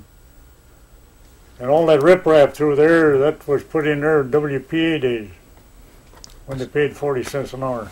So the rock in the foreground is now where the marina is. Where the marina is, yeah, the north side of the East Pier. And the park would be further to the left then. Yeah, the park is right back on the left side of it. See?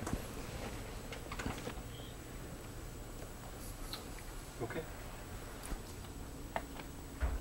That's the pavilion there, and in the foreground the city dock, and where the rocks are, that's the East Pier is. You think you can see a Catholic church in the way in the background there? For the upper left Yeah, there. and Booth's property out, sticking out on the right there. Yeah, let's get a Yeah. shot on that one. There's part of Well, over Booth's right stuff there. up here. To the right of the pavilion, you mean? Yeah. Because we don't have any booth shots.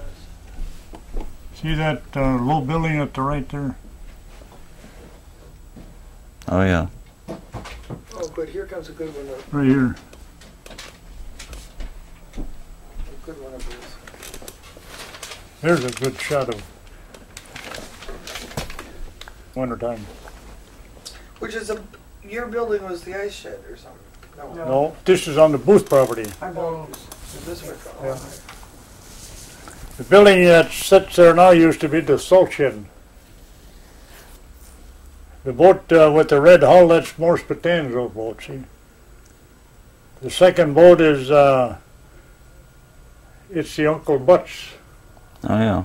And the boat behind that's the Marianne, that was Dad's boat, the Marianne behind there. Is the ferry landing shop? That's building, where is that the- way over on the left? That's approximately right there right now is where the Madeline knife floated, see? Yeah. Right now, where Morse Patan's boat is, that's where the gal up in Bayfield.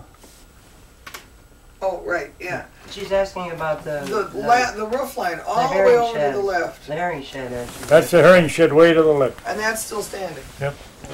That's where they have that gift shop there, yeah. It's too bad he didn't have a shot of the ice house. The ice house was right up into this slide here, see? Alright. The big, It says Teleprompter. Tilt down it and yeah, no, then we'll take it off. Unless you can you read that, Ed? which one? Oh, that's Joyce, Mr. Melvin Erickson, up on the side over there. Oh, let me, Yeah, we'll just Yeah. you do a shot of it, Jim. We'll take it off and then he can read it.